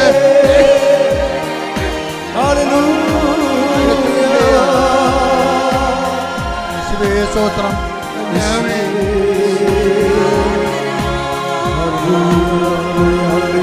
കർത്താവേ കണ്ണ തോന്നണമേ, കർത്താവേ കണ്ണ തോന്നണമേ. ജോലിയില്ലാത്തവര്, വീടില്ലാത്തവര്, വഴിയില്ലാത്തവര്, ജോലിക്ക് വേണ്ടി ശ്രമിച്ചിട്ട് ലഭിക്കാത്തവര്, കർത്താവേ മാനസിക ഡിപ്രഷനുള്ളവര്, മനസ്സമാധാനം ഇല്ലാത്തവര്, കണ്ണ തോന്നണമേ. കർത്താവേ ചരണങ്ങളിലെ ആണി പഴുതുകൾ ഓർത്തുകൊണ്ട് കർത്താവേ ഉച്ചമുതൽ ഉള്ളങ്കാല് വരെ കർത്താവിൻ്റെ രക്തം പടരട്ടെ. എല്ലാ കോശങ്ങളിലും കർത്താവിൻ്റെ രക്തം പടരട്ടെ. എല്ലാ പേശികളിലും കർത്താവ് രക്തം പടരട്ടെ. എല്ലാ ഞാടി ഞരമ്പുകളിലും കർത്താവ് രക്തം പടരട്ടെ. കർത്താവേ കണ്ണ തോന്നണമേ, വിശുദ്ധ പൗരോഹിത്യത്തെ മഹത്വപ്പെടുത്തണമേ. ശ്രുതികട്ടെ ശ്രുതികട്ടെ, വിശുദ്ധ പൗരോഹിത്യത്തെ മഹത്വപ്പെടുത്തണമേ. കർത്താവേ കണ്ണ തോന്നണമേ. മക്കളില്ലാത്തവരെ സ്പർശിക്കണമേ കർത്താവേ. ഭ്രാന്തി രോഗികളെ സ്പർശിക്കണ കർത്താവേ. ഭ്രാന്തുള്ളവരെ സ്പർശിക്കണ കർത്താവേ. മാനസിക രോഗങ്ങളുള്ളവരെ സ്പർശിക്കണ കർത്താവേ. ഉറക്കമില്ലാത്തവരെ സ്പർശിക്കണ കർത്താവേ. കർത്താവേ കണ്ണ തോന്നണമേ, കർത്താവേ കണ്ണ തോന്നണമേ. നിന്റെ തിരുവിലാവിലെ മുറിവിനെ ഓർത്തുകൊണ്ട് കർത്താവേ കണ്ണ തോന്നണമേ. നിന്റെ ആണിപ്പെടുത്താവുന്ന അത്ഭുത കരങ്ങൾ ഓർത്തുകൊണ്ട് കർത്താവേ കണ്ണ തോന്നണമേ. ചിരങ്ങ് രോഗികളെ, ചോരത്തവേ, ത്വക്ക് രോഗികളെ, പിച്ചില രോഗികളെ, PCOD രോഗികളെ കർത്താവേ കണ്ണ തോന്നണമേ.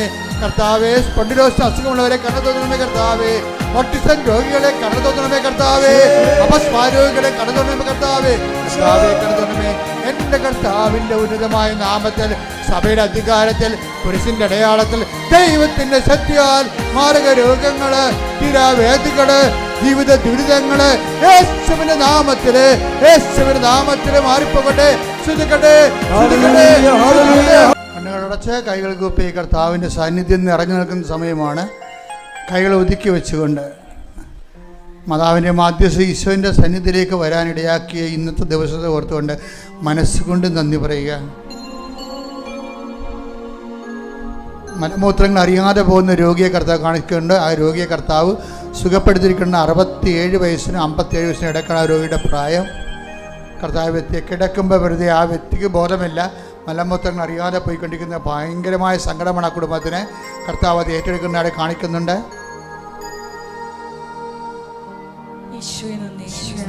കൊല്ലണമെന്ന് അതല്ലെങ്കിൽ ഒരു തരം കിട്ടിയ ഉപദ്രവിക്കണമെന്ന് വിചാരിച്ചുകൊണ്ട് ഒരു പാര വെക്കണമെന്ന് പറഞ്ഞ് അമ്പ ചെയ്തുകൊണ്ട് നിൽക്കുന്ന സംഭവമാണ്. കർത്താവ് വില്ല് മറച്ച് വയ്ക്കുകയെന്ന് വെച്ചാൽ മറ്റുള്ളവരെ ഉപദ്രവിക്കണം എന്നുള്ള നിൻ്റെ മനസ്സ്, നിന്നെ ഉപദ്രവിച്ചവരെ, നിന്നെ കൊച്ചാക്കിയൊരു താത്തിക്കെട്ടിയവരെ തരം കിട്ടിയാൽ അവരോട് അതേ രീതി നാണയത്തിൽ തന്നെ പ്രതികരിക്കണമെന്ന് ആഗ്രഹിക്കുന്നവരുണ്ട്. പരിശുദ്ധാത്മാവ് പ്രവർത്തിക്കത്തില്ല, അതുകൊണ്ട് ആ വെള്ളം വാങ്ങിവെക്കാൻ ഈശോ പറഞ്ഞിരിക്കുന്നു. അത് നടപ്പിൽ വരുത്തുക. കർത്താവ് തീർച്ചയായിട്ടും എൻ്റെ വൈരാഗ്യബോധത്തെയും പകയെയും ഞാൻ എടുത്തു മാറ്റുന്നു. പകരം സ്നേഹവും ക്ഷമയും ദയയും നന്മയും വിശ്വസ്തയും കൊണ്ട് എന്നെ നിറക്കണമെന്ന് ആ വ്യക്തികൾ സ്വന്തമായിട്ട് പ്രാർത്ഥിക്കട്ടെ. തോളിനും കഴുത്തിനും ഇടയ്ക്ക് കണ്ണിനും നമ്മുടെ ഈ ആംഗിളിൽ എവിടെയോ ഒരു മുഴയുണ്ട്. അതായത് ചെവിക്കും തോളിനും ഇടയ്ക്ക് ചെവിയുടെ താഴെ കാണുന്ന മുഴകളെ കർത്താവ് സ്പർശിച്ച് സൗഖ്യത്തേക്ക് നയിക്കുന്നു. ശ്രദ്ധിക്കട്ടെ. ഹല്ലേലൂയ, ഹല്ലേലൂയ, ഹല്ലേലൂയ, ഹല്ലേലൂയ. യേശുവേ നന്ദി. ഹല്ലേലൂയ. തൊലി മാറി മാറി വരികയും തലം മസിലിൻ്റെ ഭാഗം മാംസം ശോഷിച്ചു വരികയും എല്ല് ഉന്തി വരികയും എല്ലിന് ക്രമാതീതമായ വളർച്ച പ്രാപിക്കുകയും എല്ല് കൊത്തുന്ന സ്ഥലങ്ങളിൽ വേദനിക്കുകയും ചെയ്യുന്ന എല്ലിനെ കർത്താവ് സൗഖ്യപ്പെടുത്തിക്കൊണ്ടിരിക്കുന്നത്. ശ്രദ്ധിക്കട്ടെ. ഹല്ലേലൂയ, ഹല്ലേലൂയ, ഹല്ലേലൂയ, ഹല്ലേലൂയ, ഹല്ലേലൂയ. യേശുവേ നന്ദി. ഹല്ലേലൂയ. വീണ്ടും കക്ഷത്ത് മാറാതെ വേദന, എപ്പോഴും രോഗങ്ങളിൽ മുഴകൾ പൊങ്ങി വരും, ചിലപ്പോൾ ചുട്ടിപ്പോകും. അത് സാധാരണമാണ്, സ്വാഭാവികമാണ്, നീറിറങ്ങി വീഴാണ് നമ്മൾ കരുതും. പക്ഷെ അങ്ങനെ അല്ലാത്തൊരു മുഴയെ കർത്താവ് ഇപ്പോൾ സൗഖ്യപ്പെടുത്തിക്കൊണ്ടിരിക്കുന്നത്. കൈയടിച്ച് ശ്രദ്ധിക്കട്ടെ. ഹല്ലേലൂയ, ഹല്ലേലൂയ. യേശുവേ നന്ദി, നന്ദി കർത്താവേ. ഹല്ലേലൂയ. നന്ദി പറയുന്നു. ഹല്ലേലൂയ. ടി എന്ന അക്ഷരത്തിൽ തുടങ്ങുന്ന വീണ് പോയെന്ന് കരുതുന്നു. ടി എന്ന അക്ഷരത്തിൽ തുടങ്ങുന്ന പേര് വീണ് പോയെന്ന് കരുതുന്നു. ഇനി മുന്നോട്ട് ഒന്നിനും ഞാനില്ല, മരിക്കും വരെ എവിടെയെങ്കിലും ഒതുങ്ങി ജീവിക്കാം, ഭക്ഷണം തന്നെ വേണമെന്നില്ല, ഡിപ്രഷൻ്റെ അവസാന രൂപമായി ജീവിതത്തെ അഭിമുഖീകരിച്ച് തോറ്റ് അല്ലെങ്കിൽ അയാളെ തോപ്പിച്ചു. ദൈവം തോപ്പിക്കാതെ നിന്നെ ആർക്കും തോപ്പിക്കാൻ കഴിയത്തില്ലെന്ന് പരിശുദ്ധ അമ്മ പറയുന്നു.